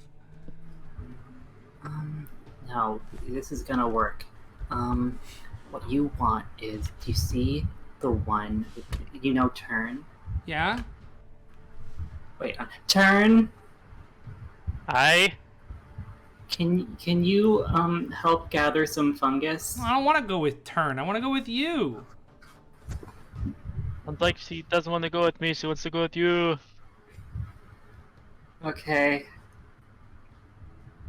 Let's go. She starts sort of cheerily walking out of the camp towards the cave. She's like, I can't go with Turn. I can't hang out with, boys. They're gross. I mean, they can't spit far. We had a contest once. Yeah, that's super gross. I don't know. That's not for me. You're the cool one who I want to hang out with and get herbs with. And also, I see that you have a kit with herbs in it, so I feel like you know what you're doing more than Turn does, specifically for this kind of thing. Yeah. What are we looking for? We're looking for Gurdnal fungus. It's a glowing fungus that can be found in caves in this region. I know how to find it, but you can also... Maybe we can make a contest so you can find it first? Okay. Awesome! Sounds fun. Wait, can I check the cave first? Are you asking me or are you asking her? Yeah, she's marching off towards the cave. Wait, can I just look in the cave first? You trying to cheat? No. What I will do is I'll check the cave first and then walk out, and then you go in the cave after and you get 5 seconds head start. Okay, that feels fair. Okay. I go in cave. Alright, yeah, make an investigation check. 14. 14, yeah. There doesn't seem to be anything terribly dangerous in this cave. It's just sort of a cave off under one of the mountain passes. Okay, go in. I got 5 seconds? Yeah. Alright, no 1, cheating. Oh, you started? 2, Ah! And she just 3, sort of runs into the cave. 4, 5. Alright, go ahead and make a survival check if you want to look for this fungus.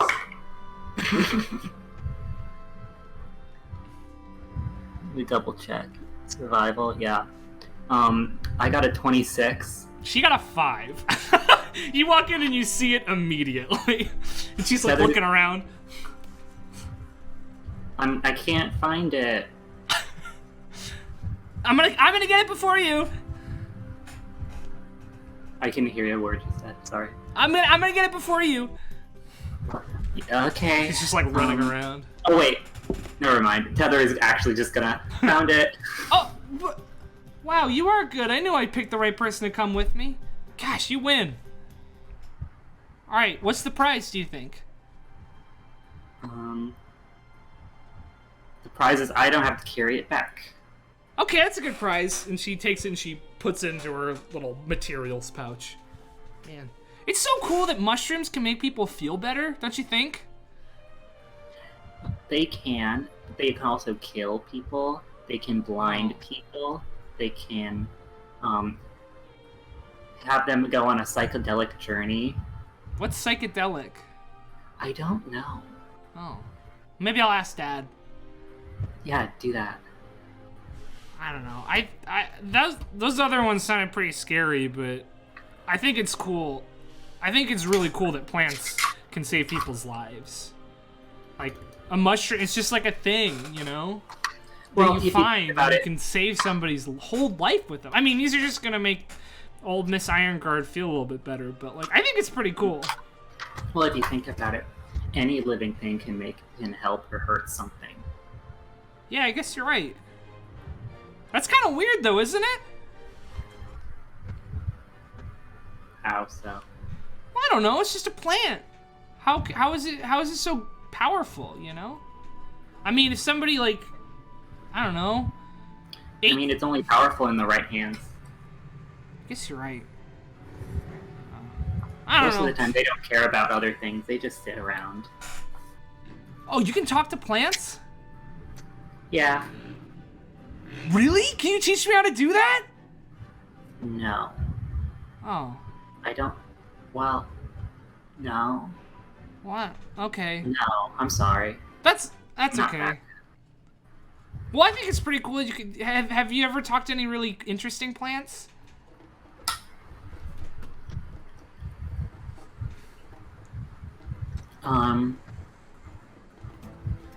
Venus flytraps are very fun. Really? What kind of things do they say? I'm gonna eat you. But they're so much smaller than you. I know, but sometimes I like to put my finger in their mouth, and then they close it, and then my finger gets tingly after.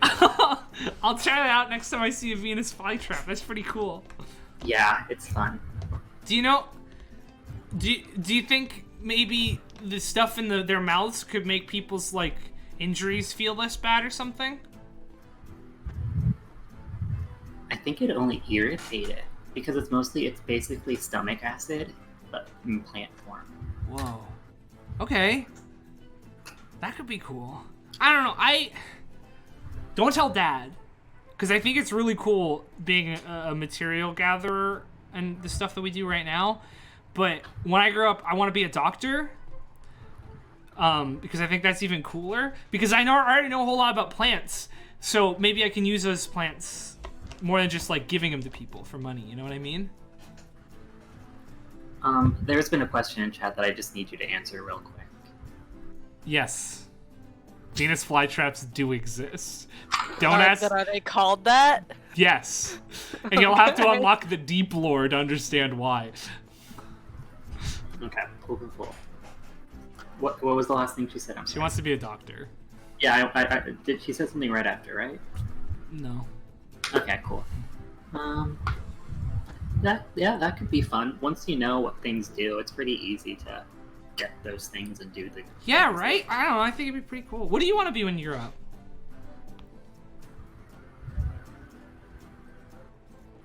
Taylor's gonna stop talking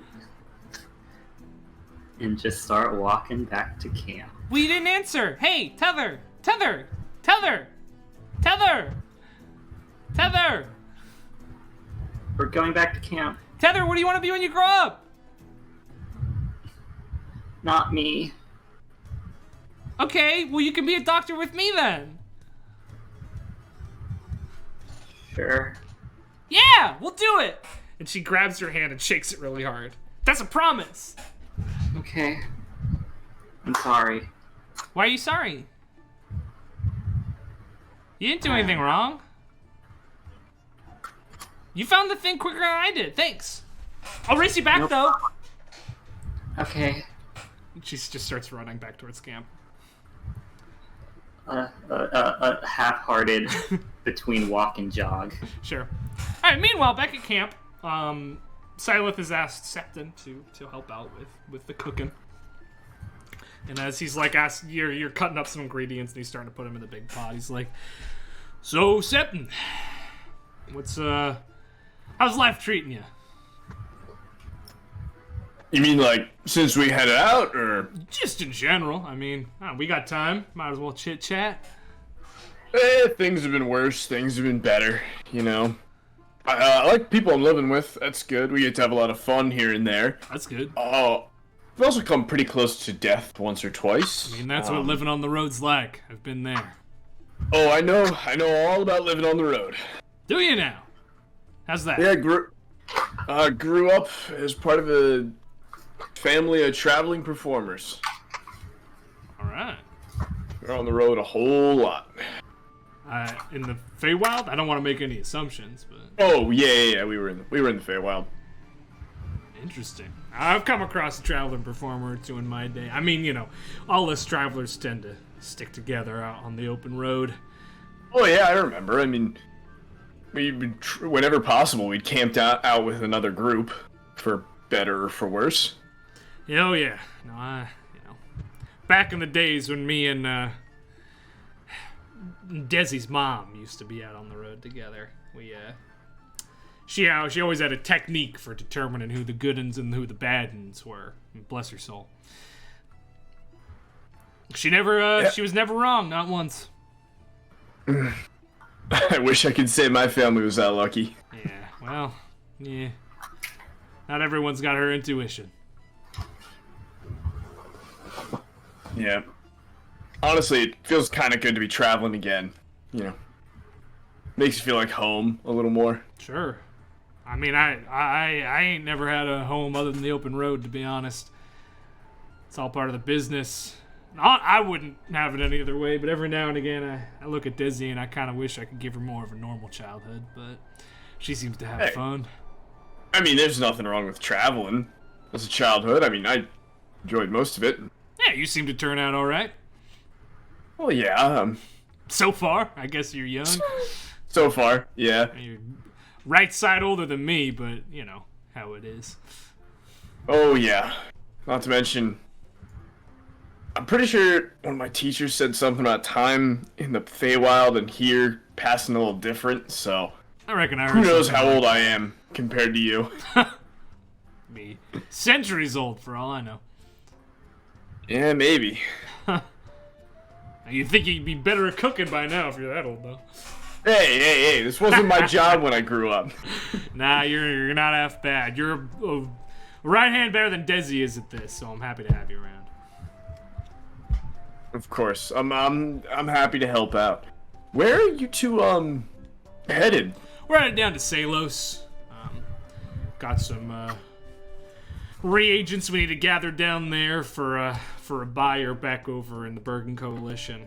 It's pretty big contract, so should pay well, hopefully. You know, get us through the next couple of months. You want to talk reagents? You should talk to Tether. It's her, I noticed she's got that poisoner's kit. Yeah, and she's growing all sorts of weird stuff. I'll be honest, I don't know a lot about, what would you call that? Herbology? Well, hey now, you know about cooking? Cooking's just one step away from alchemy. I guess so, although I'm not still not great at it. Yeah, no, still learning. That's true. As Septon is cutting the chunks like way too thin for whatever chunks of vegetable. Yeah. I mean, you're not wrong about that, but well, so I mean, you say you're training to be a cook. Is that your aspiration? You want to be a cook? Oh no, that's just kind of like, fun thing to do on the side. Honestly, main plan is to keep adventuring with my friends here, but recently I've been thinking more and more about starting to write down their stories and stuff. Michael, do you mind muting for a minute? Sounds like a 2001 Tonka truck video game back there. I mean, hey, venturing's a pretty, it's a fine ideal to aspire to. I hope you do well. I mean, I hope you're worth your salt already. I mean, our lives are sort of in your hands, and frankly, you skied me out a whole lot less than the other two folks assigned to us. Yeah, it's funny. I have to say, in the time venturing, you meet a lot of weird folks. You see, we started off, if I'll be honest with you, we started off as basically novices. All of us had done, like, a little bit of stuff here, a little bit of stuff there, Chandi had the most training. I think Turn taught himself. I definitely taught myself. I don't know what kind of training Una had. And, Tether whole other thing. But I gotta say, right off the bat, we would start meeting people who just immediately were dismissive or rude or mean. Seems like there's a lot of them in the adventuring business, and I don't think anybody here's mean or rude, but certainly quiet, kind of keep to themselves. Yeah, I mean, there's all sorts to take to adventuring, but the one thing I feel like you folks have in common is something drove you to it, and oftentimes that something ain't too good. But hey, you seem like good folk, and I don't want to talk badly about the people we'll be spending the next, well, gods know how long with, but you know, you seem more personable than them Sunhammer folk or well, the Bone guy. Yeah, we try to keep our heads up, but you're right, it's usually tough times that lead people into this life. Well, hey, here's to less tough times ahead. Let's hope. All right, put those in the stew. Slowly now. Don't want to repeat of last night. Yeah, Something's like got one in his mouth as he pours the rest in. Cool. You know how it is when you're chopping veggies, you're also eating some of them. For sure. All right, yeah, Tether and Desi come back to the camp. Dinner is served and the night passes well. Actually, that night, can Tether pull Una aside? Yeah. Yeah, during your guys' watch, you can grab Una, take her aside for a little bit. Hey, Una, can we talk real quick? Yeah. Okay, let's, can you promise not to tell anyone something? Oh, yeah. Like, just between us, unless, like, you deem it Yeah, this isn't impertinent. This isn't gonna hurt the group, right? We do kind of have. Oh, is it? I don't know. So, tell me what it is, and then. I would just like it if it wasn't told, but if you think it must be, then okay. So when I was alone for break, some stuff happened, and someone died in front of me. And then the next thing I knew, he was back up, covered in fungus, and he was dead, but I could control him. And the thing that scared me the most is I've never felt more alive. You made a zombie. Yeah. And it listened to you? Yeah, and it felt right. And I don't think it should feel right. I mean, Tether, I'm not a magic user in the same way that you are and Septon is. I mean, Like, I really want to do it again. You gotta talk a little bit louder, sorry. Oh, sorry. Like, I really want to do it again. Okay. I mean... I don't know if it's my feelings or other feelings. Oh. Okay. And I just don't want other people to know because I already... what's the right way to phrase it? I already have, I'm already a lot to take in. Yeah. I don't want to add it to that. So... I just wanted to tell you because I trust you and I love you, and also you live closest to me. Just in case you need to keep watch. Yeah. Well, I mean, if it happens again, I don't think there's anything wrong with it. unless it's somebody maybe we care about and would want to actually bring back. If it happens again, do you want me to stop you?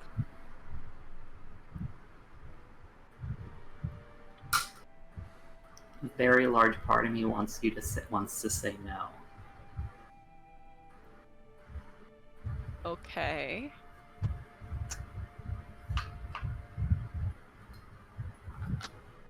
And what about the small part of you?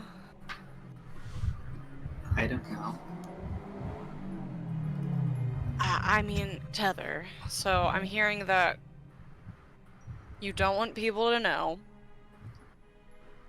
but you also don't want me to stop you if the opportunity, or a large part of me doesn't want, large part of you doesn't want me to stop you.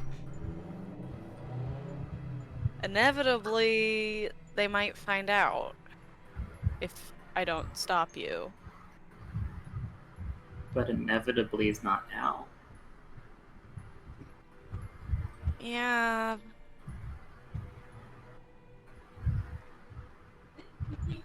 But now I'm stuck because I don't know how to help you when it happens. And I like preparing for every worst case scenario. Or not even worst case scenario, best every scenario.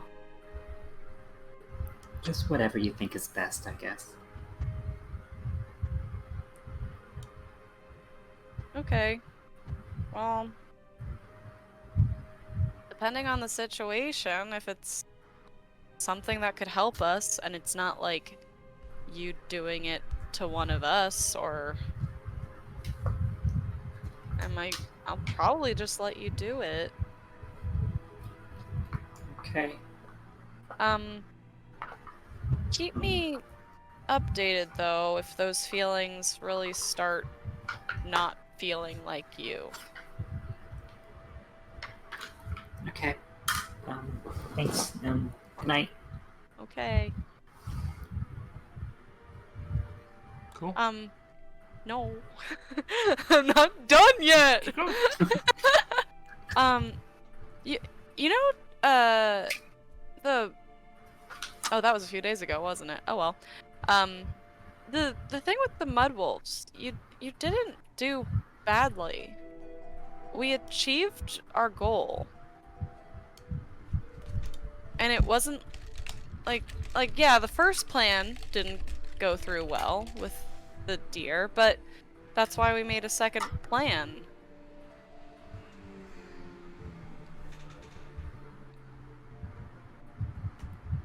I know. You've just seemed down since then, and I just wish things were different, that's all. yeah. And this time Okay. she is gonna walk away even if you say something. Oh, okay. I was just kind of standing there. And then she'll Girl walk. time. Yeah. Love it. Alright. Cool. Alright. Let's get another roll from our scout. Let's do it. D12 plus 2. I'm gonna re-roll that because it's more than a 12 again. Yep. A 3. A 3. Okay. Cool. So, as you continue along your way, you find an obstacle. There is a bridge spanning the gap between two small crags that you're trying to cross over that has been badly damaged. It's unlikely that the bridge, as it stands right now, will carry the caravan's weight. The guide, Tether, must make a survival using your intelligence check. One member of the group must make an animal handling check, and the rest of you must make survival or athletics, your choice, in order to cross this obstacle.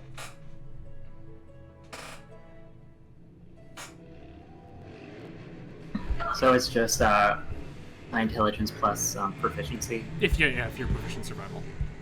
Yeah. Who's the best at handling animals?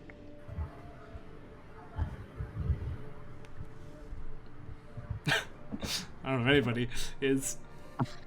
I'm proficient.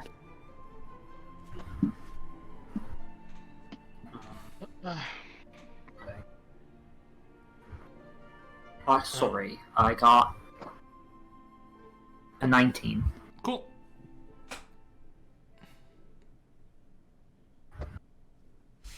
Alright, well, I'll try to keep the horses calm. The rest of you and the help. Get us across. That works for me. Can you go ahead and roll? Yep. Oh, I got a natural 20 animal handling. Nice. Very successful. Who are you, and what have you done with turn?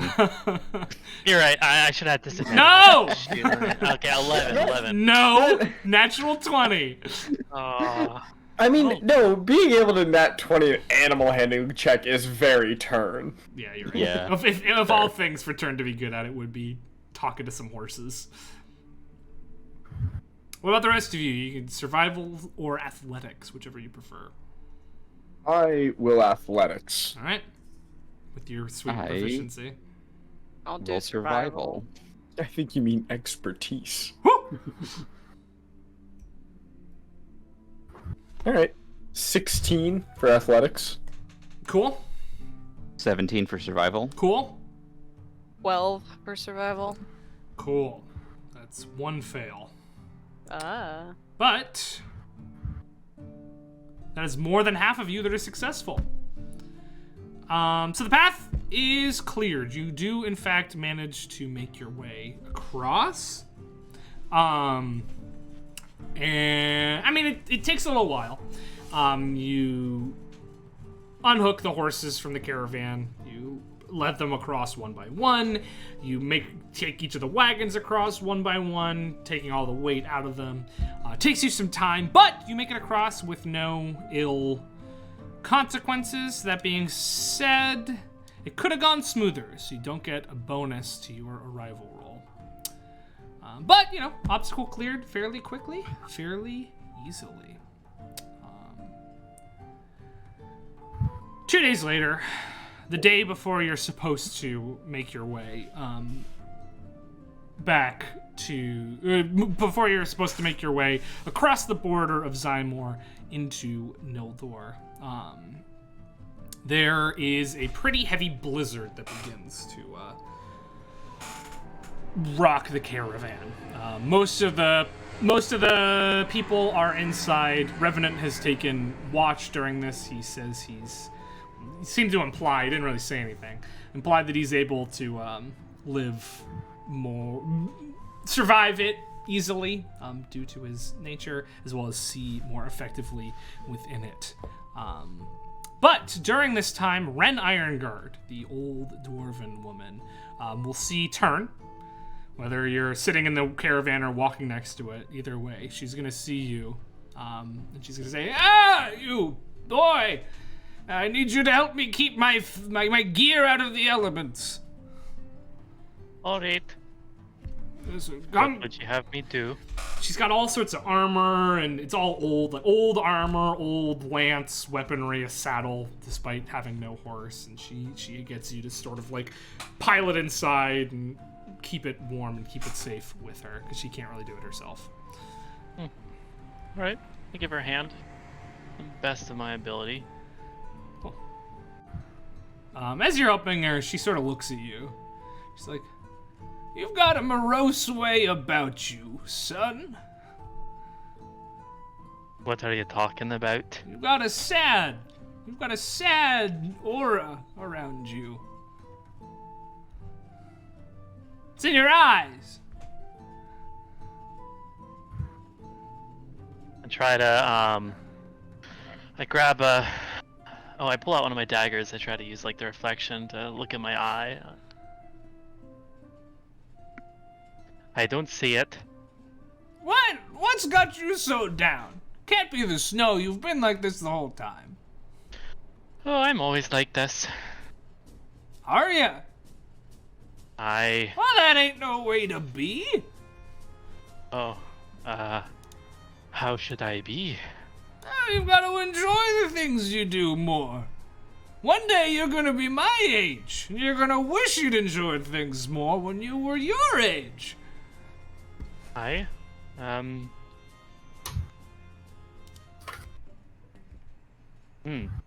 were you? Were you, sad? Well, I'm not so much sad as bridled with my duty and over serious. I was a lion knight, you know.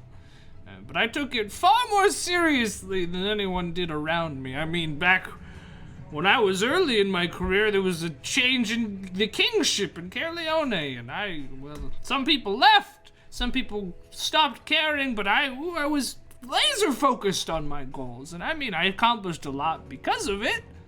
But I mean, there's a lot of... I didn't stop to smell the roses, and now my nose doesn't work. Your nose doesn't work? You get old. Can't smell anything anymore. Why were you so serious about your job? Well, I thought it was the most important thing in the world. Upholding the rulers of Caerleone, maintaining law and order, destroying evil wherever I saw it. And it was a pretty important job, but I think I could have stood to have some more fun with it. Why? What do you mean, why? I don't have that many great memories to look back on. I mean, well, I left Caerleone. It's sort of a rotting shithole. Made it sort of hard to fight and defend for early days, but, you know. I had to find my reason to fight. Unfortunately, the reason I found was, you know, order and duty, and, you know, it wasn't fun. I had a couple friends, though. Their reasons were, you know, to save people, to have a good time. And, you know, well, they're dead now, but not from danger or anything. Yeah, just, you get old. But they had many more fun memories to look back on than I did. It sounds to me like maybe I never really wanted to be a soldier at all. You might be right, but once you become something, it's hard to stop being that, isn't it?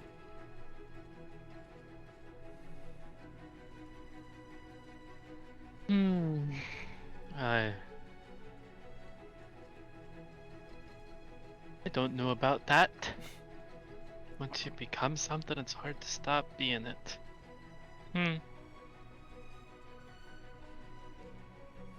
So when did you stop being a soldier? I didn't. Oh, you still are? I'm not on active dude. I'm not a lion knight anymore, but I'm going down to Salos to judge a joust because I'm a knight. Those are part of my duties. Like I said, once you start being something, it's awfully hard to stop.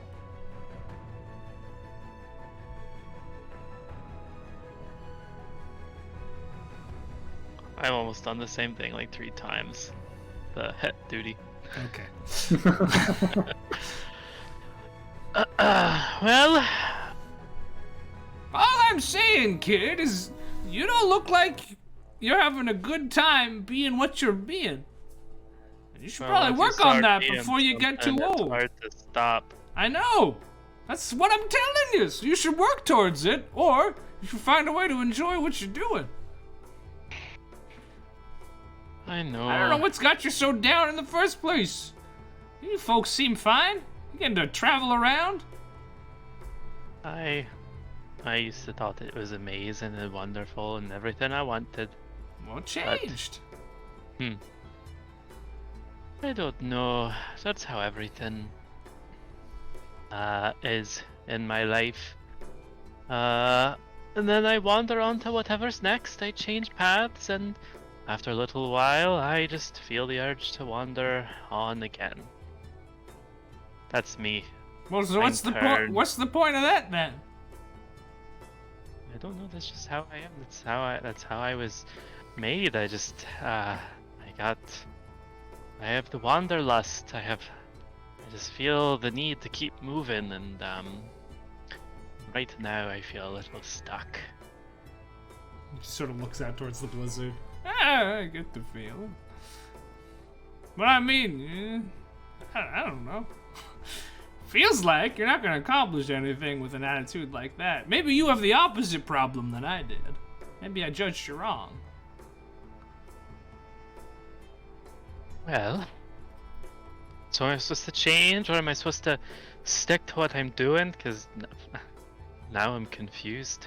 I'm working through it myself. I don't know you too well. First, I thought you reminded me of me. Now I feel like you could maybe use a little bit more of me in you. Well, what can I say? I'm just Turn. Just Turn. Well, well, you take an old woman's words with a grain of salt. Just thought I saw a problem, could help with some fixing on it. Well, it's very much appreciated. Do you have everything you need here for your store? Or everything in place? Oh, everything's all good. Thanks for the help. Alright, well, I'll be, over there if you need me. Alright. She just sort of glares at you. You can't tell if it's like old or just like she's mad at you. I go back to walking outside. The blizzard. Yeah. Cool. Alright. Alright. Finally, not too much longer after that. Next day, you find yourselves at the end of the first leg of your journey, crossing the border of Zymor into the northern forest of Nildor and the Henwaif. The distinction between the two countries, though marked with no fences or guards, is strikingly clear, as the rocky and tumultuous terrain is abruptly met with a line of snow-covered pines. At this point, I would like the guide to roll a d8 and add a 1 to it because of your meeting with Argon Rendorian. D8. That's an 8. All right. You added a 1? Yeah. Cool. All right. Your arrival, you got the result bound by the journey. This adventure has forged bonds for you guys in a way that no class ever could. And through the events that we played out on the journey and the innumerable ones between those milestones, the party has learned to work together more effectively as a unit. To this end, the party gains the Bonds of Trust boon. So once again, if you'll look to the item page, I'll bring you to it. We have a boon? You do. You have a boon now. All right. Change to object. Cool.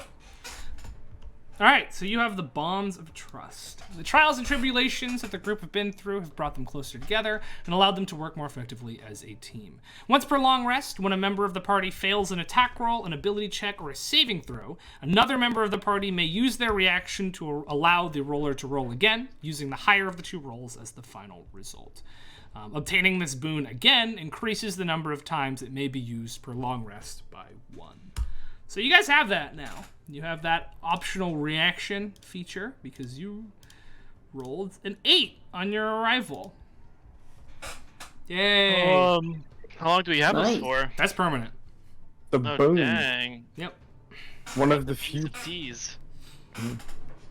It's someone else can. It just you let them re-roll it.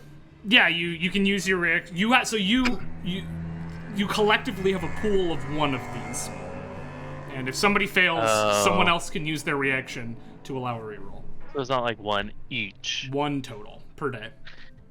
Dang. Still, it's pretty cool. Hey, if you do more good stuff and become closer, you might get more. That's the idea, at least. This boon can be compounded upon.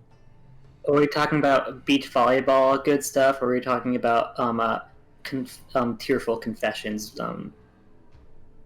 Depends. Both of those things could Yeah, work. if either of them are good enough. Although it is weird to say that after the sort of morose journey that you guys I was just gonna went through. say, I don't know if we Yeah. deserve But this. you rolled an Turn 8. Just, like, has not opened up at all. You can choose not to Tether- I use opened it. up to you. I said turn. Oh. Yeah. Maybe He we got just haven't confused. asked the right questions yet. Maybe it should be bonds of trust, comma, everyone except Everyone turn. except for turn. Yeah, I mean, Give if turn you, another disadvantage. if you want to What are we gonna choose use? not Are we gonna use it. our reaction to like let turn re-roll? He's gonna make. No, I don't think I will. You could. Oh. To this end, though, I will say Right. if any of you guys die and a new party member joins, this does not extend to them because they weren't here when you got it. So nobody die, or you'll be Easy. nerfing the whole party. Yeah. Well, I guess they just couldn't get the benefit of it. I guess it's one less person who could potentially use the reaction, Yeah. but Or But one that's less the person reason you why could no use one the should reaction on. Anyway. Yeah, you cross over and you feel closer. You've worked together to solve problems that you wouldn't normally in your life and that you haven't before. So at the very least, even if you're not emotionally closer, you feel as though you can work more cohesively as a unit. Though I would say probably emotionally you guys haven't really grown that much closer together. I mean, Beach Boys have a vibe going.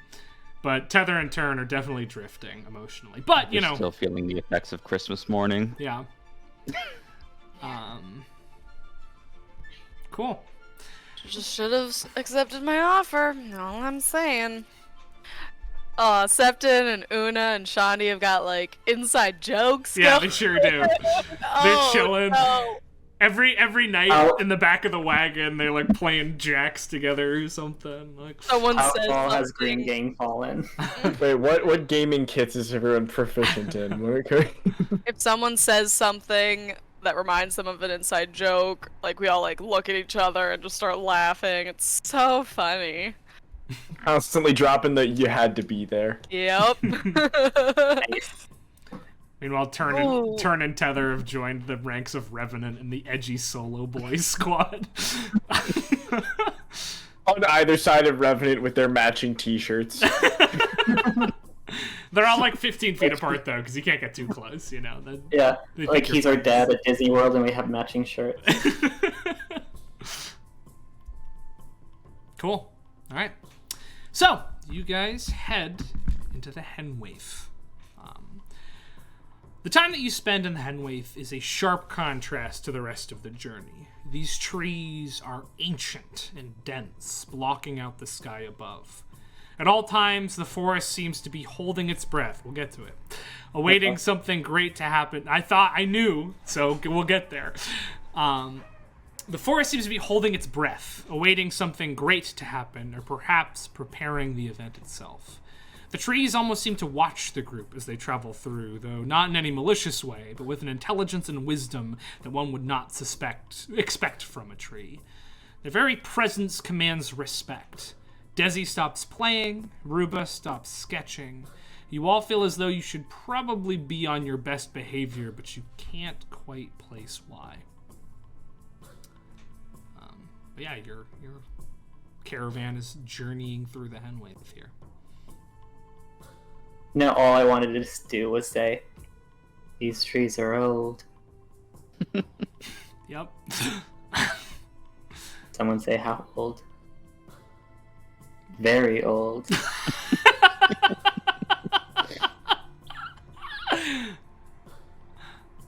Okay.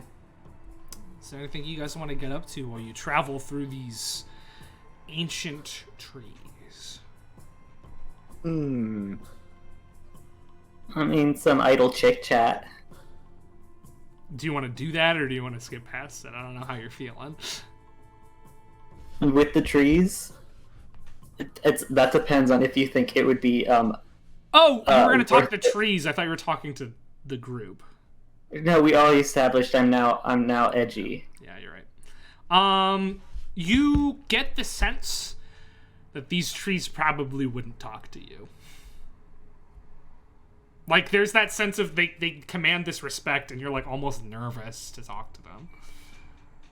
You could try, if you'd like. I mean, I think they wouldn't just go for idle chit-chat, you know? They're then. far too important for that. These are, like, old, wise council of trees, you know? Okay, after a couple attempts, it's not that they don't respond. If you try to talk to one, they'll be like, "Hush, child. Continue your journey." Okay. You know what? I'm sorry, Michael, are you done? Yeah. Septon's gonna... You know what Septon's gonna do? Septon's gonna... As they're traveling, Septon's gonna play Elias's song as they move through. Okay, make a performance check. Just kind of, you know, because that's like a nice song. Mm-hmm. But I think he also knows that's an old song, Mm-hmm. or it's connected to someone, may or may not be quite old. Go for it. Okay, that could be better. That's a 14. 14. I mean, it's not the best rendition of Elias's song that you've ever heard or played, but as you play it, and Tether actually, as you're speaking to these trees and they're sort of dismissive of you, the attention of the forest seems to focus itself on you a little bit more. This song stirs something in these trees. Uh-oh.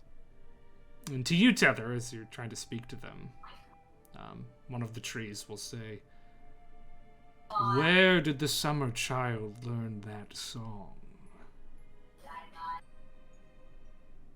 Our friend Elias played it a lot. "And where did he learn that song?" Uh-oh. Never asked him. I can ask him if you want. "It is a song older than most of us, older than the hen waif, older than the countries that reside on this planet. It's an ancient thing. I'm surprised to hear it."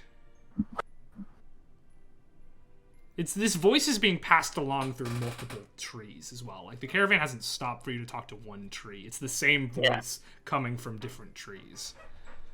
Oh, is it one of those beautiful hive mind, like, you know, they all share a root system? It's hard to tell. 'Cause that's the thing. You can't tell if they're all the same tree or if they're so perfectly in sync with one another that they share the same voice. Well, isn't there like a forest in the world somewhere that's like pretty much all one tree? Yeah. Yeah. In the real world, yeah. Yeah. Yeah. I was just. Do you like it? It is a pleasant surprise. Good. I'll tell him to keep playing it. Yes. Yes, you should.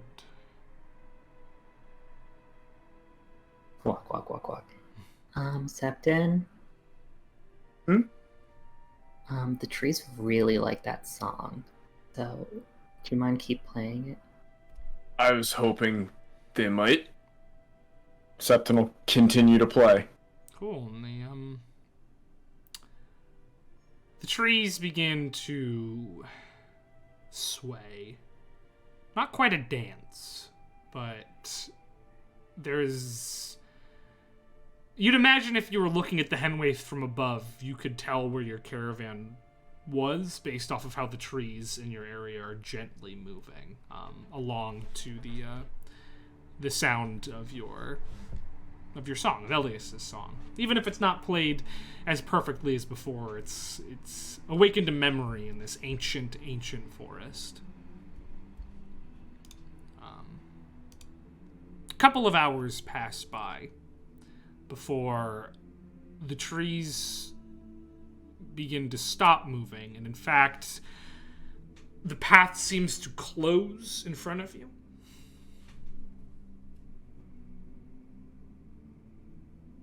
It's not like you see trees move, but like as you go, the path like weirdly seems to narrow, and Agile Mask like starts to look around confused. This isn't supposed to be here. I'm gonna assume Septon has not been playing for an hour. Probably not. I mean, has Heather seen the maps? Does she know what the trail is supposed to look like? Well, Agile Mask, yeah, there's supposed to be a trail from here to the entrance, but it sort of closes down. Okay. Heather will ask the trees, do you know what happened to the trail that led through here? We are protecting you, friend. A being that wishes you ill will lies ahead. It is not safe to continue. Do you know what being it is? A large brute, mighty of muscle, dim-witted. Should you choose to continue, we will allow it, but this warning is a favor, a repayment for your song. Could we go around it? We shall guide you. The Thank you trees very sort of, much. the path, you don't see the trees move, but the path opens up next to you. Going sort of around the bend. It's this way. Adelma says, alright, remind me to bring someone who can talk to trees every time I come into this damn woods. These great woods. Yeah. Great. And then Windrunner and then nuzzles his head down onto the seat. Neither of them look terribly comfortable here. Forest haunted. Cool. So Okay. the trees begin, a path opens up before you, not a road so much, but a path wide enough for the caravan to fit through, while the edges of the path are pretty densely lined with foliage and trees. You go around for a little while. 20 minutes pass, 30 minutes pass, and you hear a yell from back behind you and to the south a little bit. A big voice that says, "Ah! Who's supposed to be here?" Ah. And you start hearing crashing. Like the song Crash Into You. Yeah, that's the one. Just start singing it. No, like the sound of trees being cut down. And all of a sudden, the forest in front of you, this path just sort of stops. And you just are in the middle of the woods. No guide anywhere. Would you like us to stop him? There's no response. Okay.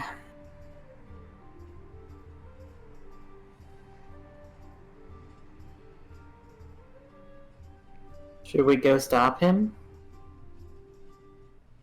I mean, we could just keep going. It's up to you guys, though. I mean, if you think you can handle whatever the hell that is. I mean, they said they were supposed to be here, so we should at least try to figure out who sent it. Alright. I guess this is a teachable moment. You guys want to go track this thing down? I mean, Take a vote on it? not particularly.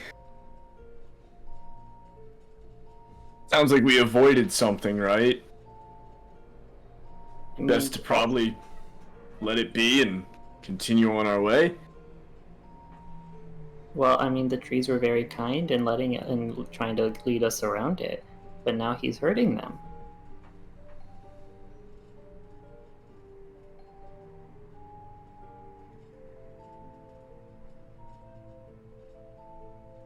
The trees want help? They're not responding. Well, That- then we can't really help. That, intense focus you felt your entire time here is gone. It just sort of feels like a normal forest now. I think their attention's focused elsewhere. Well, if he is after us, then by leading him out of the forest and continuing onwards, we would be helping them just as much as if we were to attempt to stop him. You're not leaving the forest. This forest takes up half of the country. You're just going to somewhere in the forest. Well, once we go down, we'll leave the forest. You're not going that. I mean, once you go into the Underdark, you'll leave the forest. That's for sure.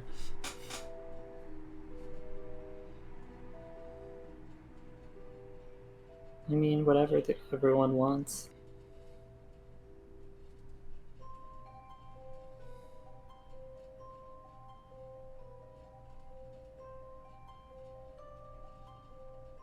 I'm assuming that means we keep going. I would. Heather, unless you have a good reason to go and get ourselves into a fight, I think this one's worth avoiding. You guys are right. You're right. You guys are right. Let's go. Cool. And you head on forward. And as you continue to make your way, Agile Mask can sort of direct you in the right direction. He vaguely has a good sense for where you are. You hear that same voice. The crashing continues in that same voice, like, "Ah! He's gonna be so mad! I'll get him next time. No gold for Ben Mall." And just loud stomping as whatever made that sound assumedly leaves. But yeah, you make your way.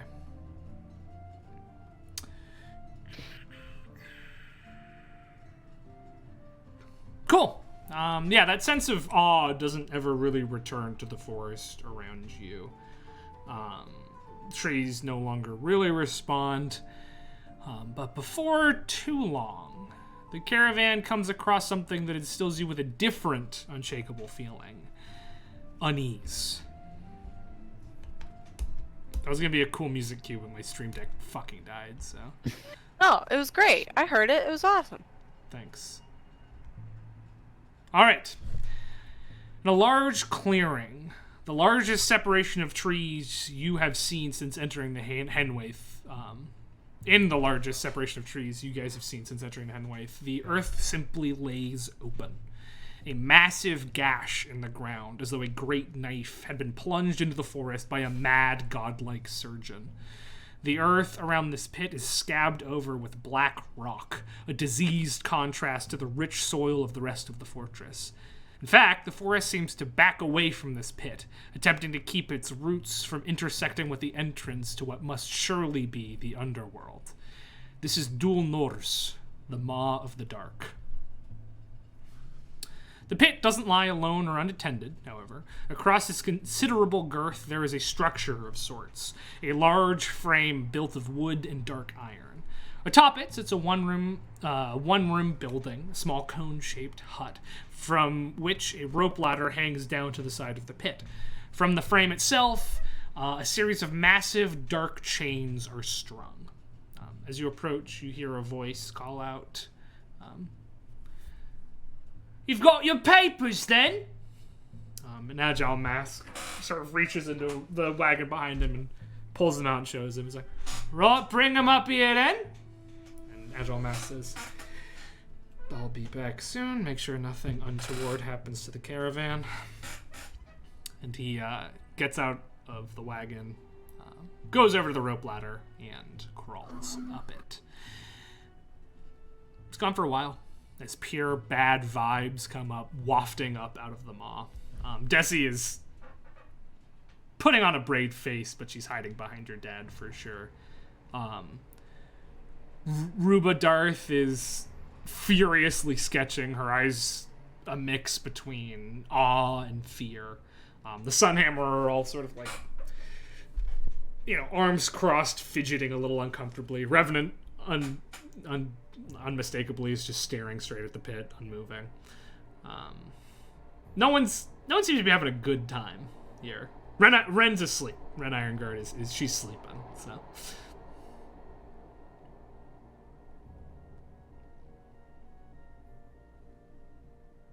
Shandi is just really wishing he brought either caltrops or riprap on this journey.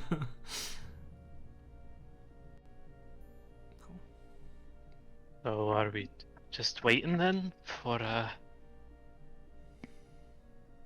whatever that says to finish up? I suppose so. Not much else to do. I mean, Mask said, "Watch the caravan." We watched the caravan. I watched the caravan. Well, if it keeps if he's not back in a bit, Shandi or I can go out and then report back with the ears. True. So we don't have one of us goes checks on him, nobody's there, or nobody comes back again, and then it's just all of this until the caravan is empty. I really We call don't. it the Texas Chainsaw Massacre. I really don't know if we should check on him. We should At just all? trust him and wait. Okay. Should have given him the ear. Would have been smart. Is Windrunner still here? Yeah, Windrunner's there. He's standing on the seat. His back muscles are engaged. He's like fighting back a growl. I keep thinking of a jet ski Yeah, there's just a jet ski there with a face growling. with his hackles raised. Yeah. Couple minutes later, though, but as you're discussing this, you see a dwarven figure come out of the hut, walk forward a little bit, and pull a lever. And with a loud clang and rattle, the structure begins to... a bar begins to spin as the chains start to wrap around it, and something from below begins to be brought up. Mask comes back down the rope ladder, comes back, pats Windrunner, tries to calm him down a little bit, and says, "All right, They have control. say goodbye to the sun. It's the last time you're going to see it for a couple of weeks." Oh. Wait, didn't we establish in the maze of like the running thing that Heather doesn't like enclosed spaces? Or like, I don't remember. remember when I was like You've been buried alive, and that wasn't great for you, so... yeah, but, like in the chase in like the in the when the like I know. creatures- I just don't remember if we did or not. yeah. So I'm just gonna say we did. Okay. Cool. Yeah, I mean, you're standing there for probably an hour and a half as whatever's being wheeled up gets wheeled up. But the sense of, I mean, you relax a little bit just from standing in the same place for such a long time. But the unsettling nature of this pit never really leaves you. Desi's having a very bad time. No one. Silas is doing her best to calm her down, but it's unpleasant. She's a child. But about an hour and a half later, the structure finally stops winding as the huge platform connected to the chains via a complex series of chains, pulleys, and metal mechanisms thuds into place at the top. Mask says, "All right, here we go." Urges the horses forward. The horses don't want to go. Like you have to really force these horses to go.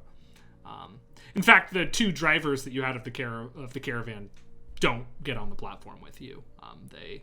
The horses drive the caravan onto it, then they unchain the horses, bring them off, and tie them up elsewhere. You will be getting new mounts once you're down below. Ooh. As we go down. The Thestrals. And the lever is pulled, and you begin to slowly make your way down into the Underdark. Woo, baby. Tether's gonna silently just grab a hold of Turn's upper arm. Alright. I let you grab my upper arm. I give you a little pat. Una's like I'll be oddly alright, smiling only because she can see in the dark. Yeah, as you look She's over to still very Una, you can't excited see her about it. eyes. It's just big round glasses, and they're like white. You know, like in anime when it shing, but it's like that the whole time. Una's eyes are no longer visible. Oh, you mean? Let's see if I can get it. Yeah, that vibe. Yeah. You mean the way my glasses are constantly? Yeah. Just the reflection of the screen. This song's bad. All right, yeah. The platform moves ever slowly downwards. It's 20 minutes before the sky is no longer visible. And the darkness just closes in around you. It feels as though it's suffocating you a little bit. But before too long of the journey passes, Shandi, you feel a hand on your shoulder, and you smell ginger. Ginger. Oh, hello. Yeah, Revenant's standing there. He looks towards all of you, and then he beckons you over to the other side of the caravan.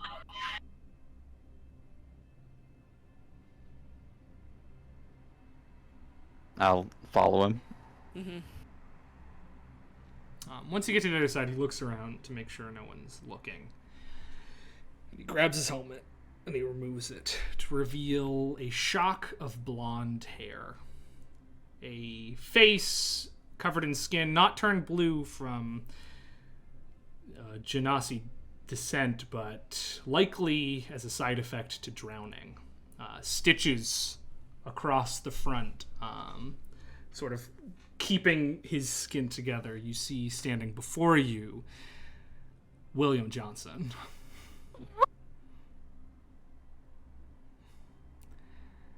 Hey guys. Sorry. Whoa. Yeah, sorry to, keep up a pretense, but yeah. I mean, sick outfit, bro.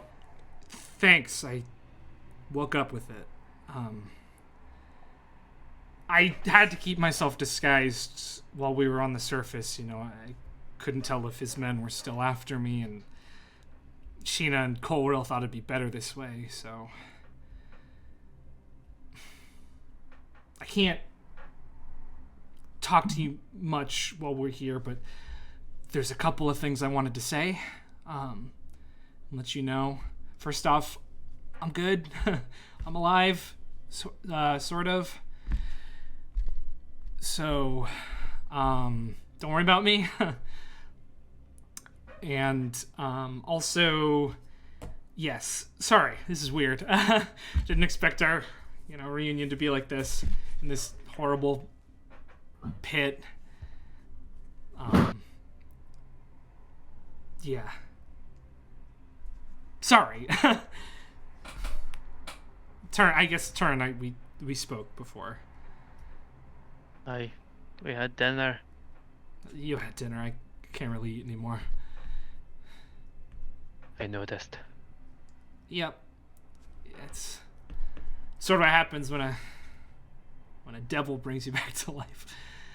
They did their best, They're no cleric, and here I am. I can't really complain, but their methods are a little different than the ones that most expect. Anyway, actually, what I wanted to tell you guys, and the reason why I'm here, other than to look after you guys, Sheena sent me for that reason. But when I was back at Hagen for that night, for that dinner, something happened to me, or something tried to happen to me. I don't know what it was, but I felt this burning on my back, under my shoulder blade, and he sort of starts unbuckling some of his armor. And he turns his back to you. A coquettish little shoulder reveal. And you can see under his shoulder blade a very familiar symbol. It is a 5-pronged symbol, with the middle prong being slightly longer, and then the other ones. This is the symbol that was all over the basement level of the library from your one time in there. It was burning. Something. I mean, it didn't start when I first got there, but at some point it just started hurting, and I guess I powered through it. Whatever was supposed to happen, I don't think it did.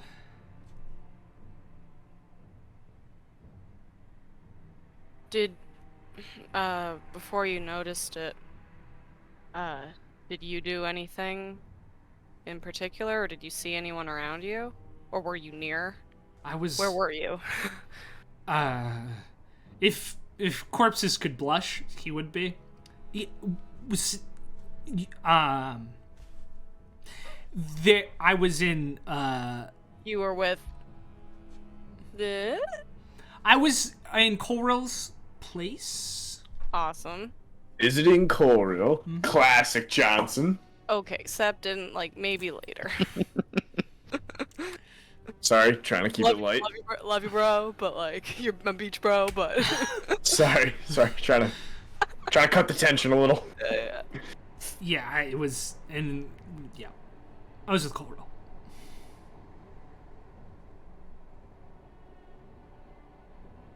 Okay. I don't know. I mean, the only people I saw when I was on campus were you, Turn, Colrill, and Sheena.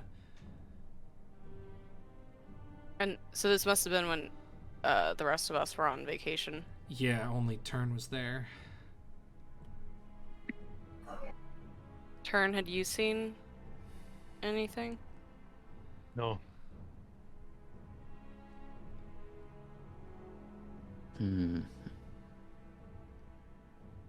We've seen it before, Johnson. We should be honest with you. Whoops. Where? Without wanting to put you in danger, let's just say he sort of gestures to him. We're a little past that at this point. Fair point. We've seen it at Hagen. We can say, for sure. Guess that doesn't really surprise me. Well... There's something under Hagen. It's weird. When I woke up like this, well, there's a lot of things that were different. But one of the things I didn't notice right off the bat, but I noticed later, was that there were some gaps for me. Some moments that before I didn't remember happening. But now I sort of remember them, but it wasn't me doing it. And one of those things was, man, it was months ago now, but Turn, you and I was teaching you blast ball. And I don't know where the rest of you were, but all of a sudden I felt this huge need to go to the basement of Hagen, and I didn't even know that there was one. And I guess I ran all the way there and then I passed out or something. Well, that would have been when... I think when we first found it. Right. We asked for your help. You passed out. I don't know what it means, but I didn't remember it at the time. The last thing I remembered was going to the blast ball field with Turn, and then I guess just going back to the barracks. But now I've got this memory, and it's not the only one. There's a lot of weird little moments like that. They're back now. I don't know if dying helped jog my memory or something, but...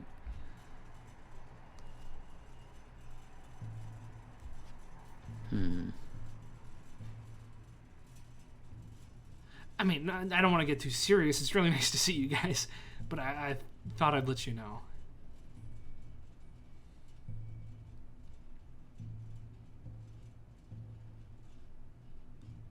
Are you happy to be back? Oh yeah, definitely. I mean, I don't want to be dead. This is way better. I knew you would be fine. Thanks, Tether. Sheena said that you were one of the folks doing the most trying to get me back.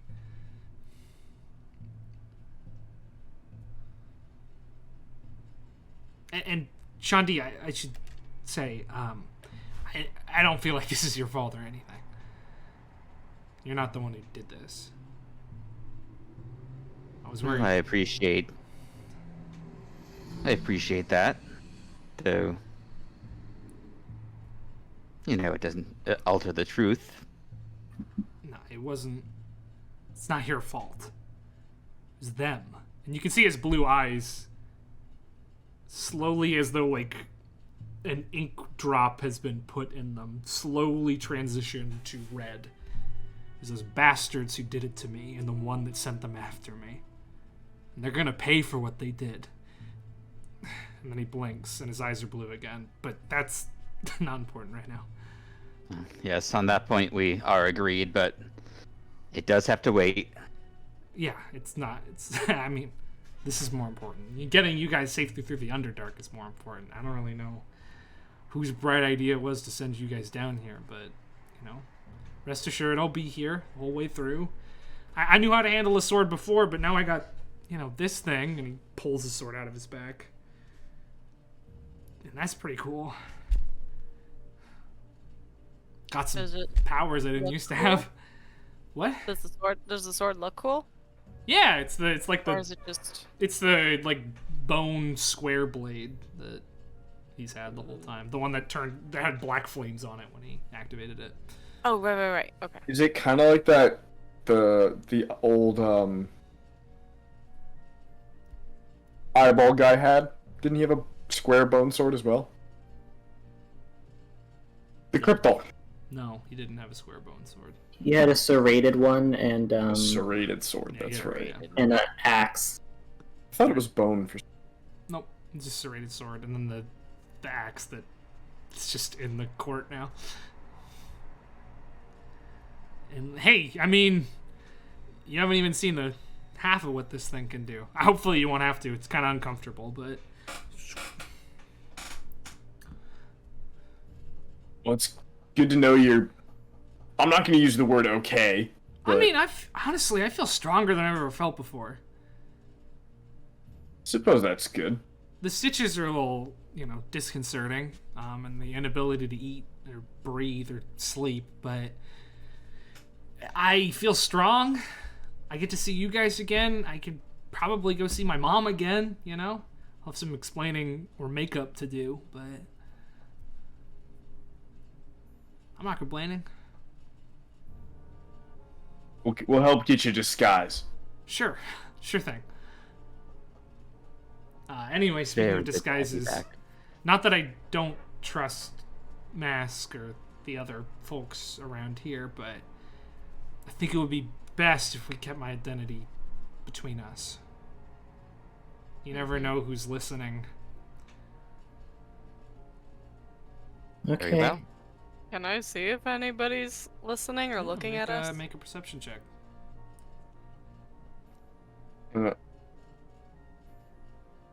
I 24. No one, particularly no one in the caravan, is looking at you. You do feel as though the pit itself has eyes.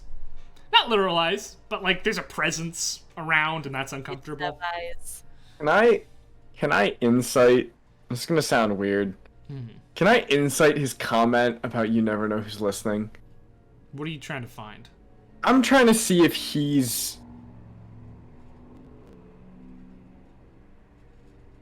I'm trying to see if he's like. I don't know, the way you. Like, I'll be honest, you made a face when you said it and you like looked to the side. And I want to see if Johnson's like maybe hiding something or trying to tell us something he can't tell us. Okay, go ahead and make an insight check. I'm not very good at insight, so this is all on the die, but Out of it, so that's a good idea. it's a 13. 13. I mean, he's definitely, he's not like hiding something from you or trying to give you like a coded message or anything. But yeah, I mean, he was not the most normal way he said that. Oh.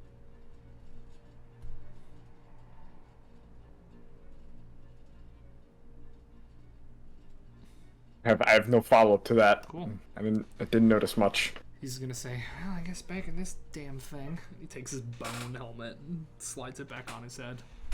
It looks It's bone mint. cool, though. Yeah, I don't know. I woke up naked, and then these things just Breath appeared drag. out of my body. The sword and the helmet. So Ew. yeah, I don't really know what's going on. Una has edge envy. Being out-edged. Edge Lord envy. Yeah, the poor sweet Vanilla Johnson is accidentally the edgelord now, and he's like, I don't really know. Yeah. So cool. See you guys. I'm gonna go. Yeah. Una takes out her mini version of their to-do list that, you know, magically just updates the one that's over in Hagen. She's an enchanter now. I'm kidding. Obviously. And just like scribbles the symbol on it. Cool. Puts it at like number, what did I put it at? Yeah, like number 2 on the list. Pump that up. Seems like a big thing. Didn't we find a key to a door down there and then we just never went to investigate it?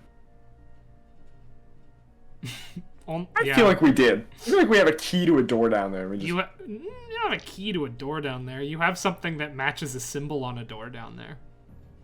What was it? As Like well be. 3 symbols, and we have one of the symbols. Yep.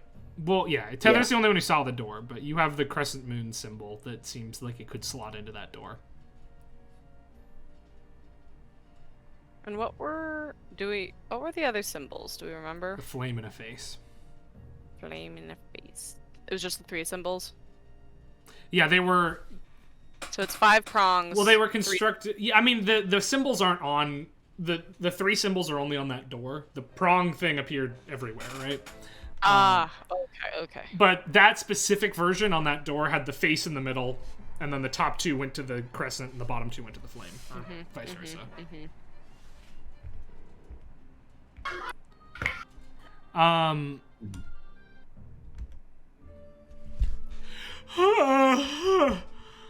Oh, where are we? Why is it so dark? You hear from your hip, Septon. Oh.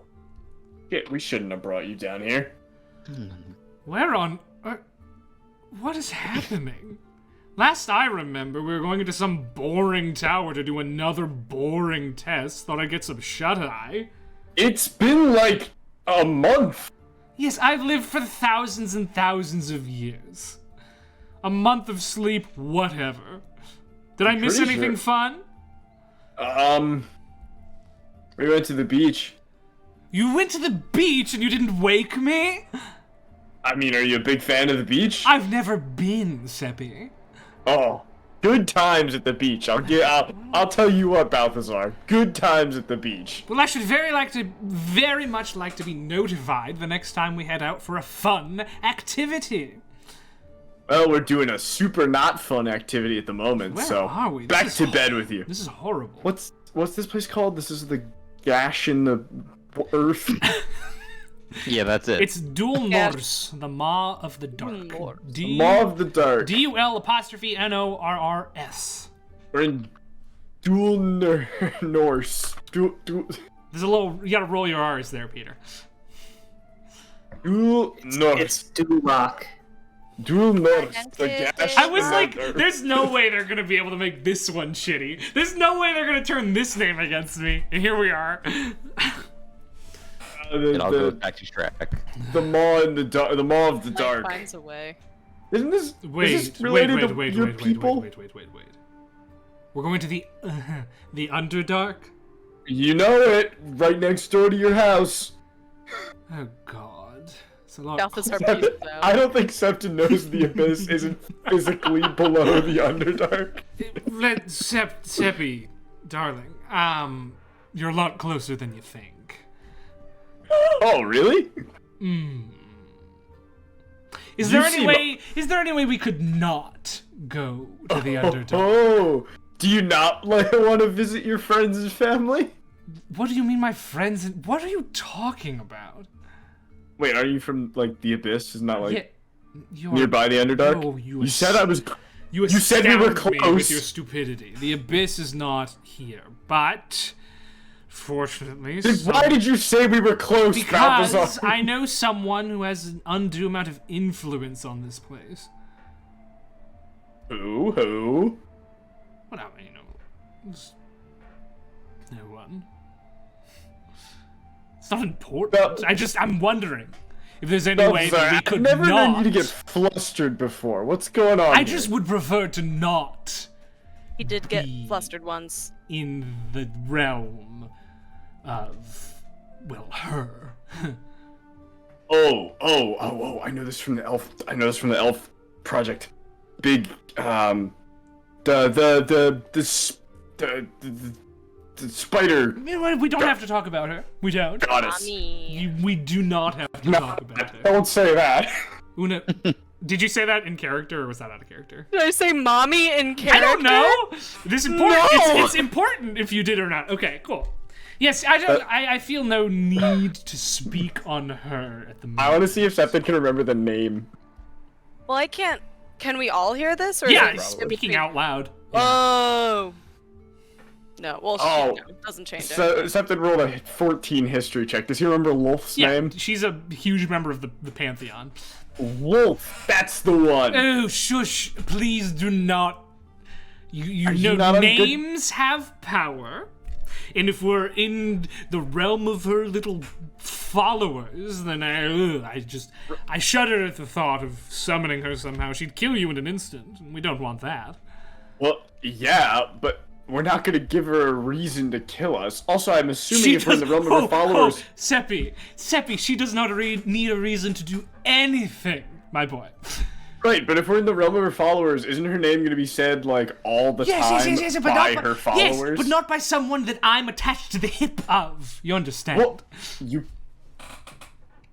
we should have left you at home, I'm sorry.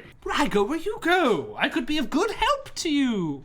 Yeah, well, Anywhere listen. but here. Hang on, Balthazar, you could detach from my hip and not keep coming back. What? And You got yourself attached to into someone this. else's hip? They're all down here, Seppi.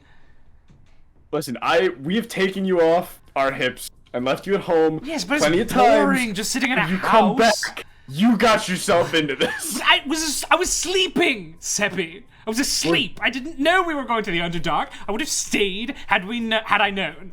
What are you so worried about? Does she have like it out for you? Are you? Well, you could say that. Do you two have a history? Is she an ex? I don't. Is she an ex? Oh. Balthazar, is she an ex? You understand? Oh. I am a creature of unfathomable power and age, and you're asking me about my exes? About my And love you're life? trapped in an hourglass. So just not saying no. I could sounds just, like I could she's an just ex. stop responding. Now listen, all of you. You could stop That'd responding. be awesome. You could have stayed off our hip, but you chose not to. Simply, I was asleep, darling. Now let's not relitigate this. Listen. This is a dangerous place for me to be. So, that offer of help, that turning my hourglass, I would appreciate if you didn't do it whilst here. Okay. Because that would be bad for you, or For, bad for me, and perhaps by extension you. We're friends. I don't want death to befall you. I owe you. You released me from that horrible cave. Now I get to see the world, or the Underdark. Ugh. We just left you here. Could we do that? No, I could just come back to you. Ah, rats. Would you do that to Seppi? I'm hurt. I'm wounded. When have I ever done anything wrong to you? You've been complaining a lot. All I've done is offer to help and add color commentary to your life. I would miss the commentary. I know you would. That's why you're the one whose hip I hang out on the most. I would miss our little chats, Balthazar. Yes, as would I. So, perhaps it would be for the best not to use my power in the realm of her. You really don't want to see your ex, do you? It's a little bit more complicated than that. If I tell you our history, would you promise not to say her name or invoke me in any way while we're here? In fact, will you put me in one of your bags and just... I see that bag of holding you have there? Put me in there. Just put me right in there, and then I won't even talk to you. I won't bother you. Are you going to just hang out. stay in the bag of holding? I will stay in the bag of holding for the entirety of our stay in the Underdark. Might need to be longer than that. Why? You know? No, it's the Underdark that I'm afeared of. Well, right, but I mean, if you really don't want us to talk about LOL, then maybe it would be a good idea if you stayed in the bag. Fine. I'll stay in the bag indefinitely. How's that? That sounds like a good deal. Right. Well, so, yes, she is my ex, but she's also my creator? You dated your mom? It's not quite like that. Your feeble minds wouldn't understand, but she created me from the essence of my brother, and there was a bit of a sexual aspect to our relationship. I do believe I was made as a replacement for him, but... You know, this kind of tracks when the first thing you said to us was that you smelled your sister's taint. You took it to mean the wrong thing. I'm pretty sure this all tracks, Balthy. I meant her corruption, but whatever. Normally I would say I don't judge, but I have to admit that I do judge for this. Yes, this is deviant behavior. I am a far demon. beyond what is acceptable. I am a demon, children. Deviant behavior is what we're made to do. In fact, specifically, literally, what I was made to do. True. That is true. Now, spare me from your scathing judgment of a bunch of teenagers, and put me in that bag, please. Alright, we won't bring up her name anymore. Good. I can't promise we're not going to run into anyone who does. That's not my problem. Alright, into the bag he goes. Goodbye! Oh, it's cold in here. Side up. Oh, it's cold. Wait, no. Oh, it's very cold. Oh. Not flipping him over as we put him in the bag. Disappears. You've got one Balthazar in the bag of holding now. What a terrible thing. You know, he really is like the scrappy do of the group. Just gonna throw that out there. Hey, if we destroy the bag, does it destroy the contents? No. They get, well, it depends on how you destroy the bag. If you just break it, they all fly out. Right, no, if we found a...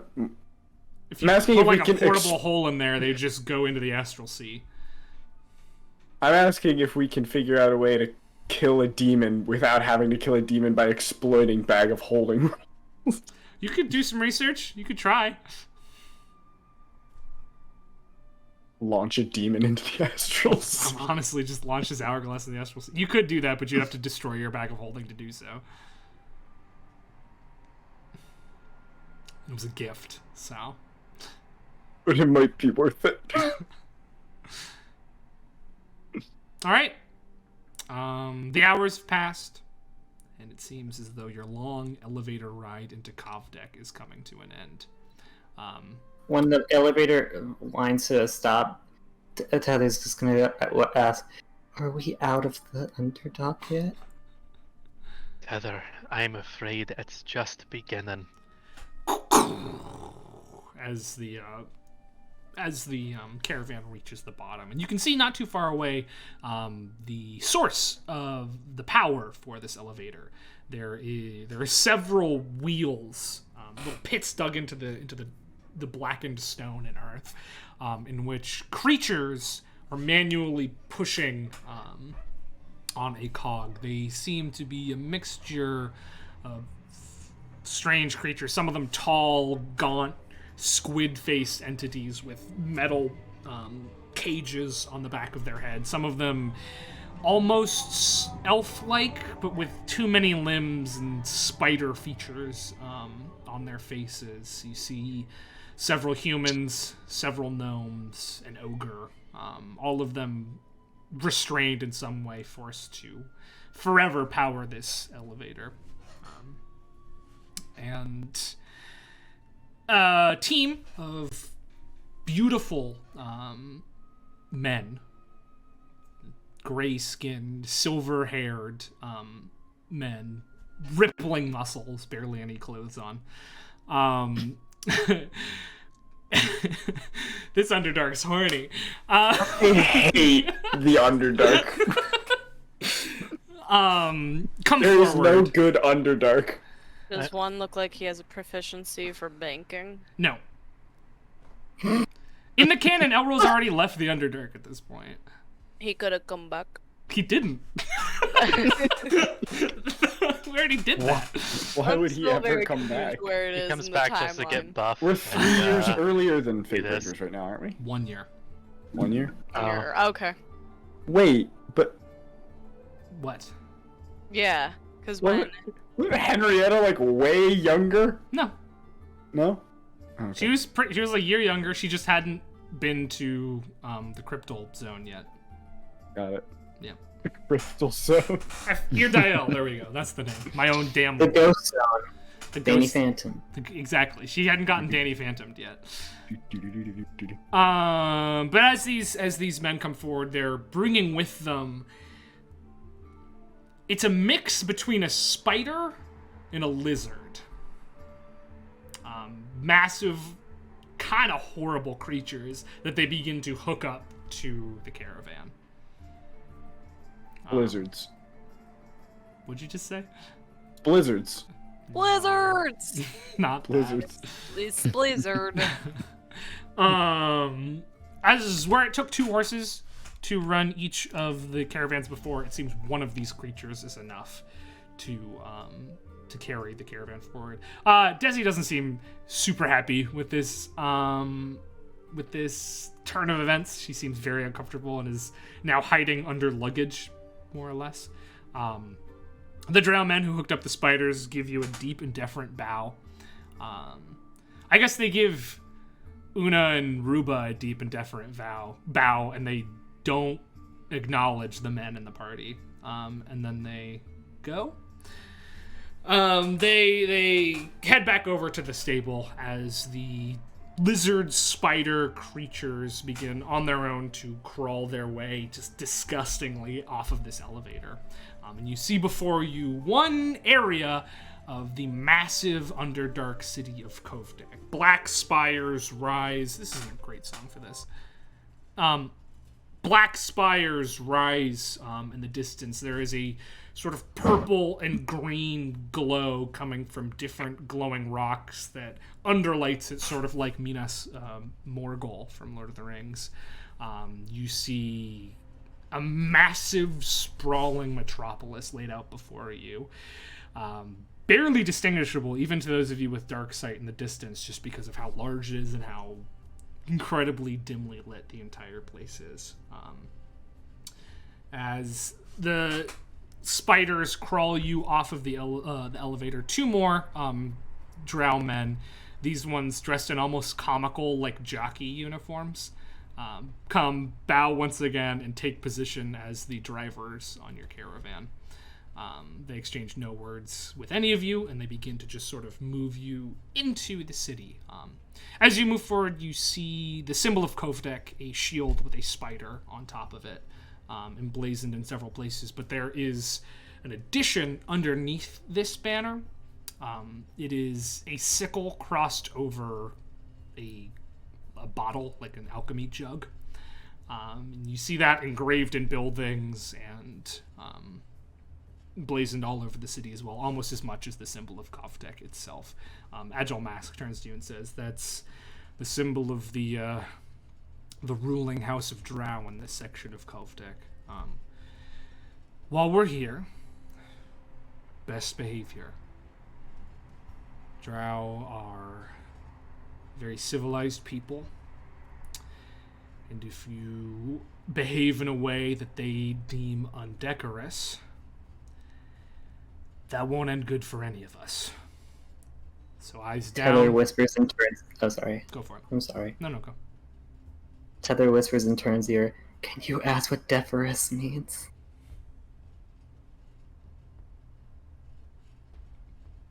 Don't lower your hand. Lower your hand. Turn. Just ask the question. Let's not draw too much attention to ourselves. Doesn't deference mean?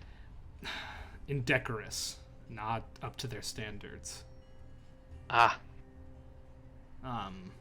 Luckily, most of our trek, well, I guess it's not luckily, it's trading one danger for another. Most of our trek through Kovdek will be through the uncivilized areas of the Underdark, so we will only have a few brief chances to be sold into slavery. But while we're here, let's be careful.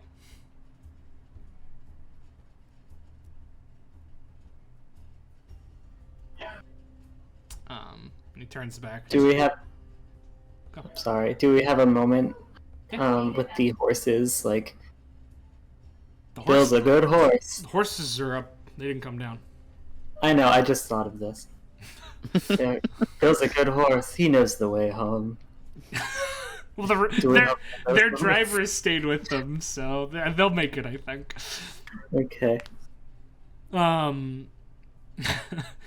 Yeah, as you make your way into the massive city of Kovdek, you feel the eyes of almost everyone in the city on you as you pass through. It's not common for people from above to come down, particularly when they're not a Nildorian envoy. You guys are clearly out of place here, and everyone is curious, looking at you, unsure what to make. And as you enter into this region of Kovdek, into the city of scrutiny, that is where we're going to end tonight's session. A little bit early, because I thought the journey would take longer, but you guys pretty much conquered every problem I put in front of you really easily, so it didn't take that long. But yeah, you are now in the Underdark, and we'll pick up as you head into the city portion of this particular city portion of Kovdek next time. Yeah, Peter shaking his head because he hates the Underdark. No, see, Blake, I gotta drag you just a little because I in a private chat I messaged you and we were joking around about the Underdark, and I said, I'm an Eladrin. First drow I run into is gonna beat the shit out of me and sell me into slavery. And you reassured me, nah, like they're kind of assholes, but they're not just about to kidnap people. And then we get here and our guide is like, hey, best, everything goes well. We don't get sold into slavery. Hey, they're not just gonna kidnap you. They're gonna try you. Straight up lied to me. They're gonna try you in the due process of their law before, selling you into indentured servitude. It's not just a kidnapping thing. They have laws, Peter. I'm getting straight up lied to by the DM. They're a respectable society. Their values just aren't the same as yours. I'm putting this back in your house. Don't! But Yes, yeah. sneak it in on Tuesday. Yeah. Please don't do that. All right, well, that's us for the night. That's us for the week. Yeah. Thanks, guys, for playing. Appreciate it. Thank you guys for watching. Always a pleasure. If you're not currently playing a game of Dungeons & Dragons, you should, because you can make a 1,000-year-old demon blush like a schoolgirl talking about his exes. And you can't do that in any other game. Yeah, that's D&D.